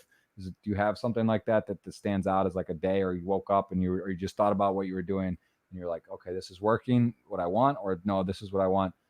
Anything like that stand out for you? You know, It's kind of a hard question to like think about on the spot. There's like some people either like they have something like that or not necessarily. I don't know if I could even peg one, but as like an event or a course or some sort of learning or something that you came across that you just really like shifted your perspective on life. I mean, this is probably an unexpected answer, but I will say in like, I think I was in 5th or 6th grade, I read this book called Sophie's World. And it's a book that kind of covers a lot of the main cores in philosophy. And I think that extensively shaped like my outlook on life. But it was at such a young age that I think that going, like transitioning from childhood to adulthood, it was such like an integral part of my thought process that I've always felt that way. But if I had to pinpoint it to a certain moment, it would be like the significance of reading that book. Very cool. Yeah. No, that I have not read that book, but I actually know of it, and I've heard it mentioned in regard is very powerful. So that's maybe that's worth checking out there if you haven't heard of that or want to do that. And looking back on your journey after winning more than 1.5 million, how do you look back on your journey? Do you sometimes like go back through the Hendon mob or certain things and like, wow, this was amazing, or just thinking kind of butterfly effect, like say you just didn't cash that 1K tournament, or you min cashed, or you didn't final table, you didn't take second. Do you ever think about how different your poker journey could have been? Do you think you would have played as much, or maybe just no tournaments and more cash games? How important you think that was in your career? I wouldn't say I look like specifically at my Hendon mob, but I will say, from a standpoint of like the butterfly effect, there is something I think about quite often on like how much my life would be different if this one small thing didn't happen. And it was something I actually thought was incredibly devastating at the time. So my first year of law school, I made a last minute decision to go to law school, and I ended up going to this private law school in Phoenix. And, I went to undergrad at U of A, which is in Tucson, about an hour and a half away from Phoenix. And so my plan was to go to this law school and then transfer back to U of A because I had missed the deadline to apply for law school there. And so my whole plan this entire time was like, okay, I'm going to go and transfer to U of A, graduate from U of A. And, I knew it was important to get really good grades. So I, had a high GPA the entire time. I got A's and some B's. And the second semester of my first year of law school, I had this torts class. And how law school works is like most of your grade is your final. It's like 70 to 80% of your grade, sometimes 100. So, I had studied torts is what I, work in now, or my specialty. It's, personal injury falls in that umbrella. So I felt extremely inclined in that area.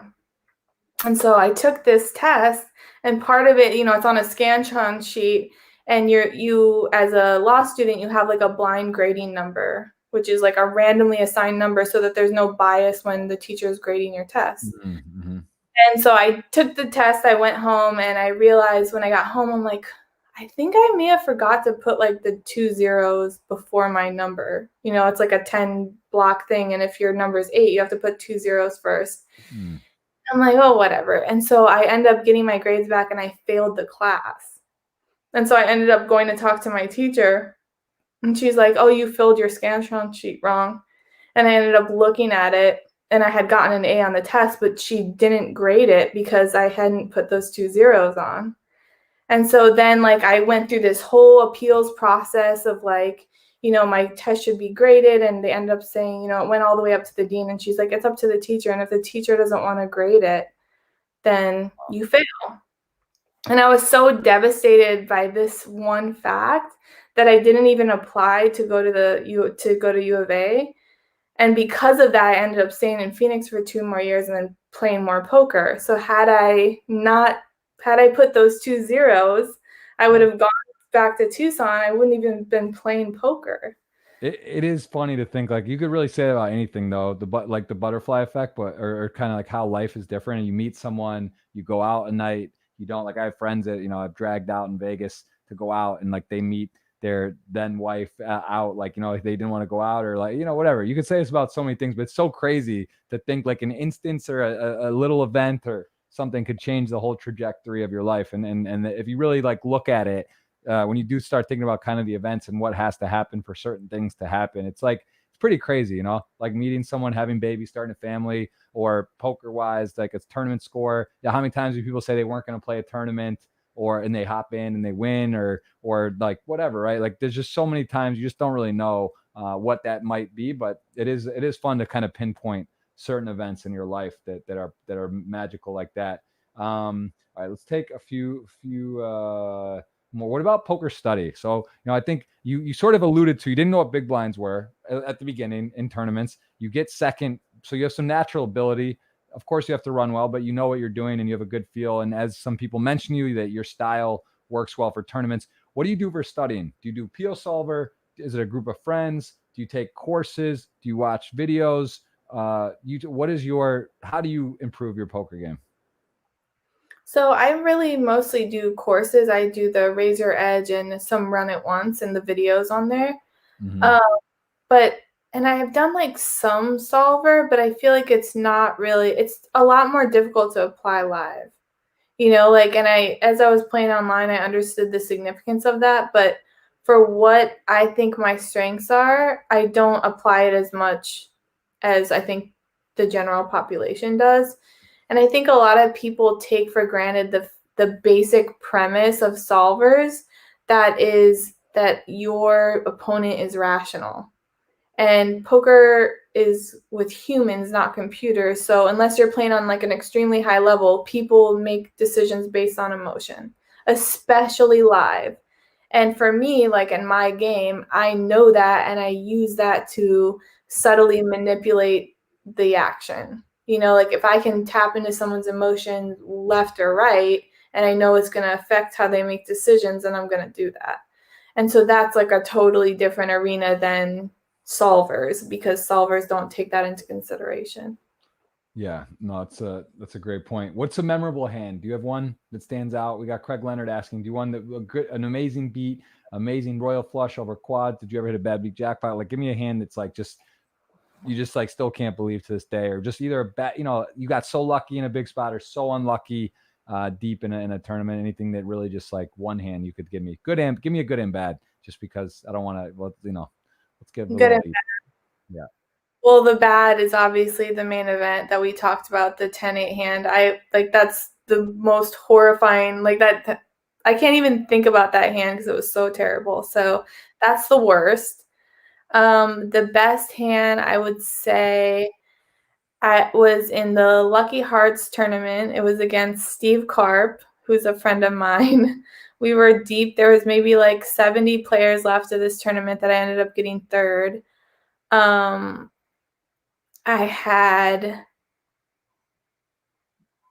think I had pocket kings against ace king, and he flopped an ace with the flush draw, and so I only had one out, and then I spiked it on the turn, and I had a hold, and I held.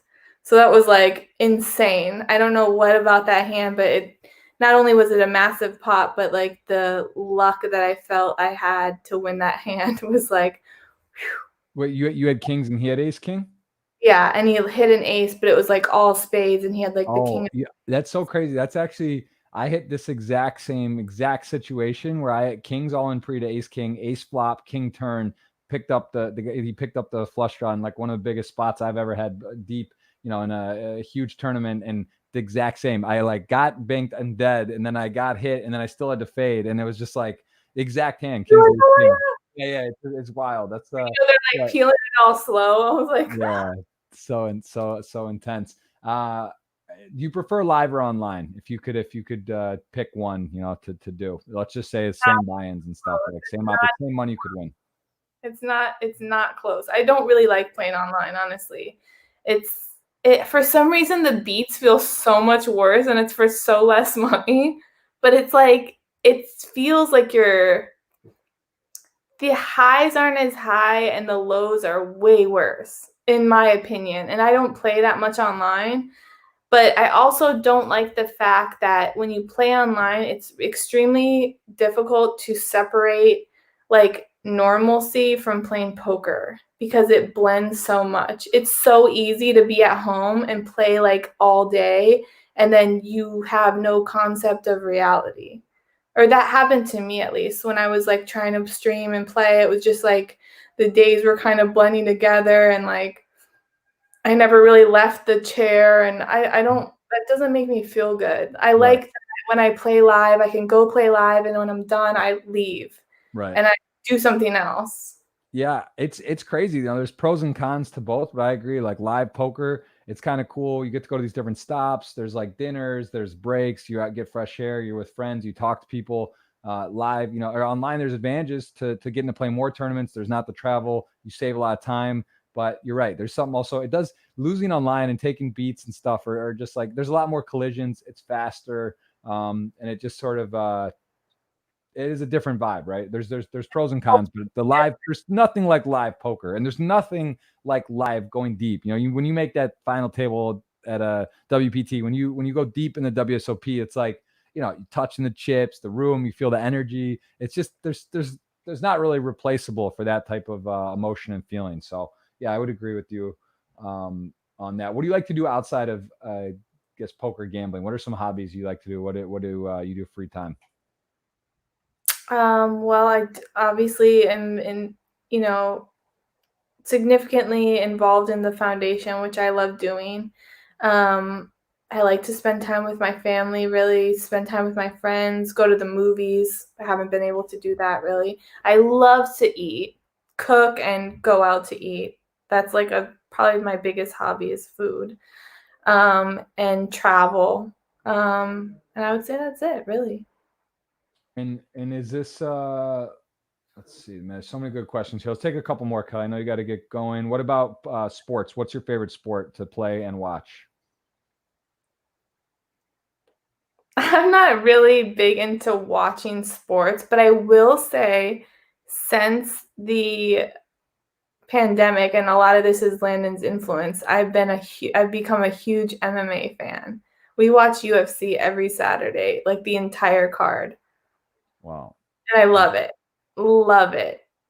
That is it's an intense, it's definitely, it's one of those things too that it's similar to poker where it's like, all right, these two guys get in a ring, or women, and what could really happen, it's like they fight, they hit, but it's sort of like poker where it's situations are never the same. You just don't know, like, is it going to be a 1 second knockout, is it going to be a flying kick or a knee, or is it going to go the distance? So it's kind of funny where it's like you don't really think it could be that different, but it is every single instance or match, or just when you sit down at a poker tournament, how many times you just don't get the same hand, the same situation versus a different opponent, the strategy that goes into it. So I kind of feel like it's similar in that sense where it feels like kind of like it should be so similar all the time, but it's just always different, which is fun. I mean, you could say that about a lot of sports, a lot of situations, right? Because it's like, why is this game so fun? But it's just, if you love it and if you see the art and the strategy behind it, you can really start getting into something. I feel that way about golf. Like, I think golf is so boring, but I start playing a bit. I get like, it's similar to poker where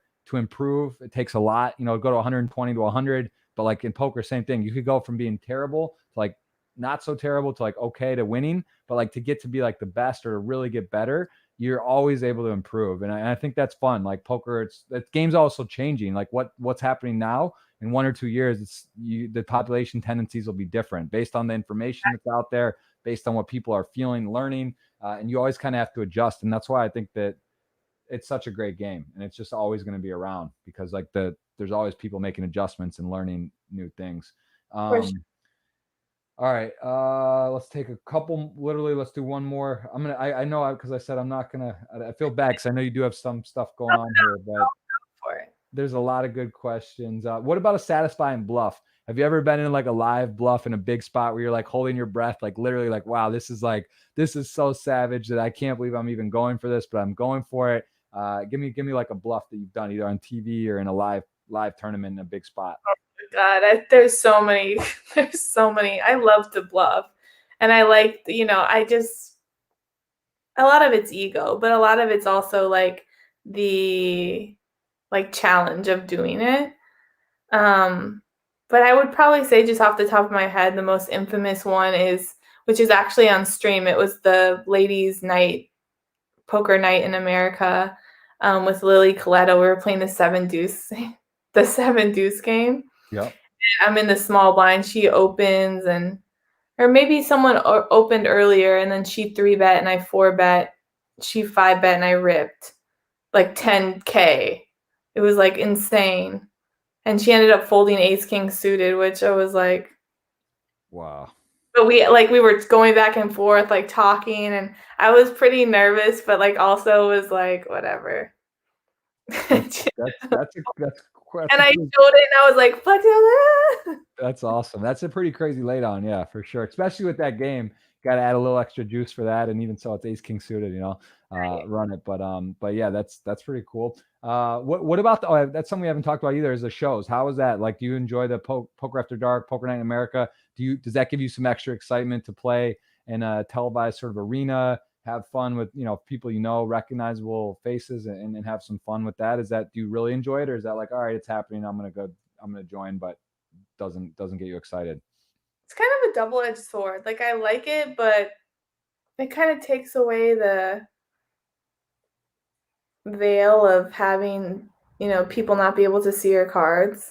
So I think long term it's kind of a disadvantage, but again, like, I know my dad loves seeing me play on TV and gets so excited that it makes me want to do it, so he can like send it to all his friends and say, "Oh, look, my daughter's on TV." And he just loves it so much that like kind of motivates me to play for his benefit, and my family get to see me play in situations that they wouldn't normally see. So Yeah, it's fun. The cash game dynamic so interesting. Like, I just feel like it's like a science to figure out how people adjust that too, right? It's kind of like people, don't want to get bluffed. They also get to see it later. So like there's also that. So it's kind of, I guess, balances, but it's an interesting dynamic, and people definitely play differently on TV, I think. And then sort of fun to sort of figure that out too, and who's going to do what. And it's it is cool to see that. Which show do you enjoy the most playing on? Do you play a lot on Poker Night in America? I feel like, or you have a fair amount. God, I mean, I feel like that was eons ago because I haven't played poker in like a year, but live poker. But I think they're all fun. The funnest TV televised event was the main event on ESPN. That was the most memorable. But the cash games, they kind of all blend together. I think the Poker Go studio are fun. Yeah, it's it is cool to see the production. Carry Cats, Poker Go, all what they got going on Poker Central. They do a lot, and it seems like the media and the coverage has gotten better. There's better production value and a lot of exciting formats and stuff happening. So it's gonna be cool to get back to the live poker world. What stop you looking forward to most coming up here once everything's turned back on? Which is one like, wow, like you kind of take it for granted. I feel like in the last 10 years consistently a lot of the same stops, but what's one maybe that you just are like, wow, this is like going to feel good to be back, and you just feel comfortable at? I mean, I think that easily is the World Series. Hopefully it runs next summer. I mean, I feel like we'll all be like, have a sigh of relief that, like you said, we take it for granted, and, there's pros and cons, but like the pros are so significantly highlighted when it's missing. And so having this summer without the World Series was weird. So it'll be nice to have it back, hopefully next summer. Yeah, it's it's gonna be nice. That I miss it too. For it just kind of one of those things you take for granted a bit, and like you get there. But I think that's the thing. People are gonna be so jazzed up to be back. It's gonna feel good, and just it's sort of like people are gonna like genuinely miss each other at this point. Like social interactions, kind of it's been like weird. Like it's like a year or two, you're gonna see people like, and you're generally like, wow, like what's going on? You don't, it's gonna almost be bizarre to see the WSOP. Yeah, I think the numbers are gonna be huge. I really do. I just think stuff's gonna be like Content, that's for sure. yeah.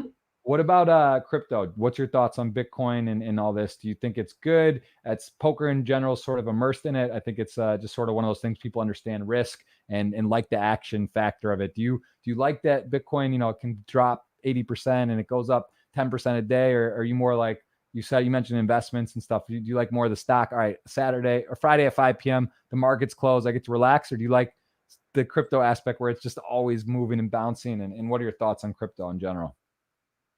I like both. I think you should, if your portfolio should be diverse in your risk. So I like to have like a stable risk, moderate risk, and high risk. And I definitely am invested in cryptocurrency, not just Bitcoin. I have some altcoins as well. I have Ethereum. I got into it around like significantly like 2017. I like bought a lot like right before things got crazy and then like dropped. I bought like a bunch of Ethereum like early 2017 and some Bitcoin. And I just, when things got messy, I just kind of held on to it. So I still have everything that I had invested in initially. So that's been nice to kind of just hang out and see it do well. And it's funny to hear my mom, like I was trying to explain to her cryptocurrency like years ago, and she was like, don't do that, buy gold. And now she's sending me like CNN articles on cryptocurrency. It's kind of funny. I'm like, Mom, I told you about Bitcoin years ago. You don't need to send me articles. Yeah, it's funny because it does feel more mainstream now. Of course, PayPal has it in there now, and the banks and bigger business. It just feels like, listen, Bitcoin's very volatile. It does feel more real this time because, like, I remember back, we have been kind of just in our face about it with poker, whether it's the sites or depositing or people taking payments with it and using it. But it sort of does feel more sturdy at this point. So I think it's gonna sort of level off slash just sort of go up. But I mean, who knows, right? It's volatile, and it's definitely interesting. Best poker memory. What's your favorite memory in poker at the table? Whether it was a score, a result, was it the tag team just because it was with Lonnie and fun? Give me like a memory that's like one of your favorites in your career. Best poker memory. Oh, that's a tough one. Um, There's a lot, but I'll say, you know, the initial WSOP main event run was pretty wild. Like, I think that has to be, even though it was like the worst bust out situation for me, that was the most heartbreaking. That whole experience was like really special to me because it really gave me the confidence to be like, okay, this isn't just a fluke. I didn't just final table Lucky Hearts. I didn't just win, you know, the LAPC, one of the opener events. I didn't just fluke get second place in the 2013 state championship. Like, this is consistency, and at consistency at the highest level, you know, because especially with tournaments, it's like you want to have confidence, but you also want to be reasonable and realistic. Like, how much of this is luck? How much of this is skill? How much of this can I repeat? And you kind of, if you're lucid and logical, you are always kind of guessing where you fall in between like luck and skill, and you know how much is on your side. So to have that final like finish, even though I recognize my mistakes I made, I realized that I had the ability. It's yeah. And what do you believe? What do you believe is the most important factor of being successful in poker? Give me that. Give me that. That intangible or attribute, I should say, that is maybe intangible or not. What do you think is to be a good poker player based on your personal experience and what you've seen over your career? What do you think is that? Like, is it bankroll management? Is it reading people? Is it fearlessness? What do you think is like takes to be a winning, one of the best poker players? I would say it's emotional stability, adaptability, and something I like to call APE, which is appropriately placed aggression. I think those are the top three like secret sauce factors. That's I've never heard it like that. I've never heard of put the ape. I like that. I'm gonna use that. Appropriate placed aggression. All right, that's nice. I'm gonna use that, Kelly. I'll quote you on that. Did you make that up, or did you hear that from someone? Yeah, I did actually make that up. I have a consulting business where I give speeches. I've done speeches for the American Bar Association. I work with women's leadership groups. I work with companies and corporations on how to apply skills that you utilize in poker in your day-to-day in your career. So I kind of came up with that when I was creating PowerPoints and stuff. Like, how do I explain this? Like, you need to be aggressive at the right time in the right place. So I created this acronym APE. So feel free to use it. Okay, I will use that, and I will reference that. All right, let's take two more, and then we're gonna do the $111 giveaway. And of course, we do appreciate Kelly taking the time. I know she's over. It's getting late. I don't even know what time. It's probably, I forget the difference. It's 6 hours over there, or it's maybe dinner time. I hope I'm not like messing up your dinner plans or something. But you know, again, we got a great charity. We explained the Landon Lucas that's going from trying to raise 100K. That's going to be on Saturday or Friday, 7 p.m. I'm going to stream it. Kelly, you can follow her. She's going to be involved doing stuff. Maybe is there anyone I'm seeing it? I've never done an actual virtual. I've seen some of the ones online. I've played on turn. I've never actually done one where it's like this. So this will be a cool experience and to see how that works. And probably really good for charities that are starting to move to this format, especially during the pandemic, where they normally maybe have a yearly tournament or some kind of charity aspect that aren't doing it. This sounds like it's a very innovative and a good thing for people or groups to be able to do this and raise some money and have fun with the group format. So have you ever done one or participated, or is this an experiment for you? No, so this is how I actually decided to come. You know, we kind of came to this concept together because I had participated in this event hosted by Poker for Life before for charity. Mm-hmm. So I participated in the tournament. I actually made the final table, but it was so much fun with the Zoom, and you get to interact with everybody, and you know, you get to see people you don't know, and it's like a simulation of live poker online. So I really liked that it was the closest we could get to play live. So I'm hoping that everyone feels the same way and everyone it's just going to be a blast. Like, regardless of whether you win money or not, you'll have a good time for sure. That's awesome. Some people want to ask about bluffs. They know you're crazy. The best bluff you ever made, but we just talked about it. So there's another person asking that. What about a poker idol is there anyone that you grew up, you were just like, man, I love the way they play. I like how they carry themselves. Anyone when you started watching or getting into poker that you sort of gravitated to, or just like always put a smile on your face when you saw them play? Yeah, so like I said, I didn't really follow poker before I started playing, but once I started playing the circuits and the tournament schedules that the regulars played in, there were a couple guys that stuck out that I was like, I like how he plays. And the first guy I can think of that really I wanted to emulate his style was Barry Hutter. Like, I played with Barry Hutter and I liked his table presence. I liked his decision making. I liked how aggressive he was. I liked how scared he made his opponents. Like, you could feel how intimidated people were. And I loved that because it wasn't like a cocky, he didn't sit at the table like, I'm better than you. He just owned it and he like dominated the table. And I loved that. I was like, I want to be that guy. So I know that a lot of my style, I kind of, I naturally am kind of that way, but I emulated a lot of the things he did. And the second person that I remember playing with that I really was like, he's going to be amazing, and I love everything about his game, is Alex Foxen, who's a good friend of mine. And like, I was friends with him before, he really blew up. And I remember playing with him, like, you're going to be amazing. You can just tell, like, his table presence, his decision making, like, he puts people in so many tough spots. And I love that. I love making people be in fear of you at the table.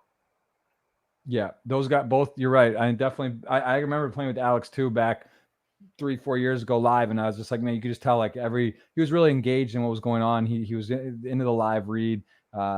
He just you could tell he knew what he was doing. And actually, Barry Hutter, that was pretty impressive looking at his results, because I knew he had a really good resume, but I think he says he's got almost 6 million with not over a 345K score. That's it's pretty consistent, pretty strong. So definitely two strong players. How about your boyfriend's poker ability? Is he like going to play in the tournament? Does he like poker? Does he understand it? Can you talk to him about poker? Is he just kind of like, all right, I know a flush beats a straight, but what's his ability for poker? Well, that actually is how we met, is through poker. He had messaged me on Instagram and like wanted to play poker together, and he was in Vegas last summer, not this prior summer, but the summer of the World Series for the NBA Summer League.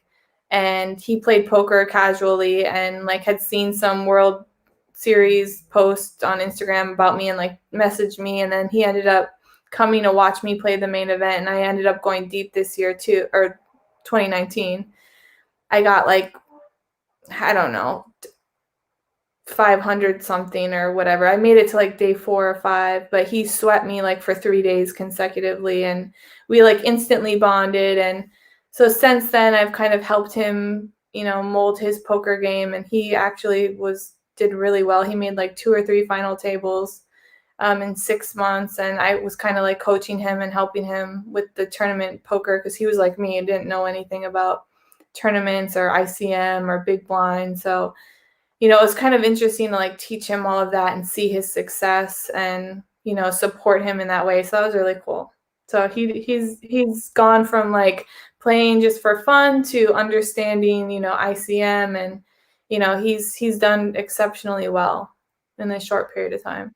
That's cool. It's got to be a little hard to play tournaments for him too, especially like multi-day ones. But I guess during like off season or when there's not games going on or practice, he can do it. But it's hard if you're playing like a 2, 3, 4 day event, right? I guess to be able to play a lot of tournaments, because you just usually probably doesn't have that many like days where you just can be all day playing. But that's fun, and that is nice, right? It's like to have someone that can understand what you're doing and care about it and sort of relate. That is cool, because it's like a little trickier if they don't, like my wife, for example, she knows the basic fundamentals, but it's tough, like basically like, oh, you get knocked out. They don't care if you knock out kings to ace 4 all in pre, like you're just out, so if at least they can understand there's skill and it's, they don't give you advice. They understand the art of the game. It's nice. So that's very cool that you guys get to discuss and sort of, you can be a teacher as well as it always helps to teach too. Like when you kind of review hands, talk hands, and also talk to people that are sort of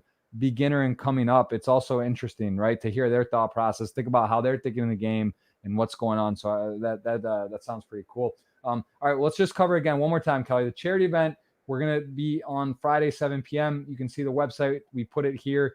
You can donate. You can win some prizes, I guess. You can also bid on prizes to help raise money. The name of the charity there is LandonLucasFoundation.org. And you can see trying to go from 0 to 100. And we are going to give away a $111 ticket as a matter of fact. So anything else you want to touch on before we do this giveaway here? We covered a lot. 2 hours and a half, Kelly. Thank you for that time. It's a long podcast. Guy, I hope you guys enjoyed it. I'm excited. I'm glad you're doing your giveaway. I'm also doing a giveaway on my page.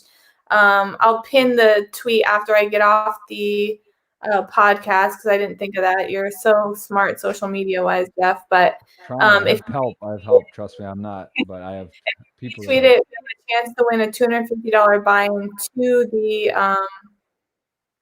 to the event on Friday. And if you've already bought in, you get a chance to get a rebuy or add-on. So retweet that for your opportunity. We're going to draw a name on Friday, and we hope to see you there. That's awesome. Well, I will be there. I will be streaming it. And right now we're going to do this $111 retweet. So this is a pretty cool little feature. This buddy of mine, actually one of the last guys on the podcast, he has this retweet app, which is I like better than the competition agency one. So we're doing this right now. We're going to load it up, and I'll let you, let's see, hold on. You tell me. To stop. When to stop? Yeah, I'm going to download right now. You just you count it down. Someone's going to win this $111 ticket. Okay. So just tell me when, and I'll click and go through. It's I think we got it loaded up. Can you go now? Oh, I didn't hear you. Sorry. Yeah, now there it is loading. There's a lot. I think you might have set close to a record, and we're gonna load it up here. And we did have I think like around 200 people eligible. So I'm sorry, 149 eligible retweets. And here's a list of who is in. So now it's locked in. It's over, guys. If you didn't retweet, you could still retweet and get the word out, and people could come and watch the replay. But so this is loaded up, and now we're locked in. This is ready to go, and now we can officially pick from this list. So one more time, Kelly, tell me when, and we're going to do it. Ready now. Now, boom, choose a winner. I'm sure it's going, and it is rolling. So we're going to let this, is that it right there? It looks like Lusun52 just won the $111 ticket. Congrats to them. I will send a message, and let's see. They are going, there it is. This guy's a retweet firing away. He's got a lot of tweets there. He did retweet, follow the instructions. Congrats to this person. I don't know if it's a female or male. They got a cartoon picture there. We're going to send them the ticket. We'll send them a congrats. And Kelly, I appreciate it. Thank you so much. I'll see you on Friday. Let me know about the Zoom live call or whatnot, and I'll be live, and maybe call in on Discord or during the thing if you have time. I don't know how that works with the Zooms, and if I can be on stream and be in there, but whatever. We'll have fun. It'll be a good cause. I'll be playing it, and I appreciate you letting me know and inviting me, and we'll see you there. And best of luck in Cyprus and on the tables and whatever else you got going on. Sounds like you're very busy and having fun. So thank you for the time, and we'll see you soon. Perfect. I'll see you guys Friday. Thanks, Jeff. Awesome. All right, guys, that's Kelly Minkin, podcast number 107. Giving her a follow, Instagram, Twitter, all the good social medias. And again, the foundation going on Friday. Tune in for that. And we will see you guys for another podcast next week. I'll get the schedule out. Thanks so much. And thank you to Kelly.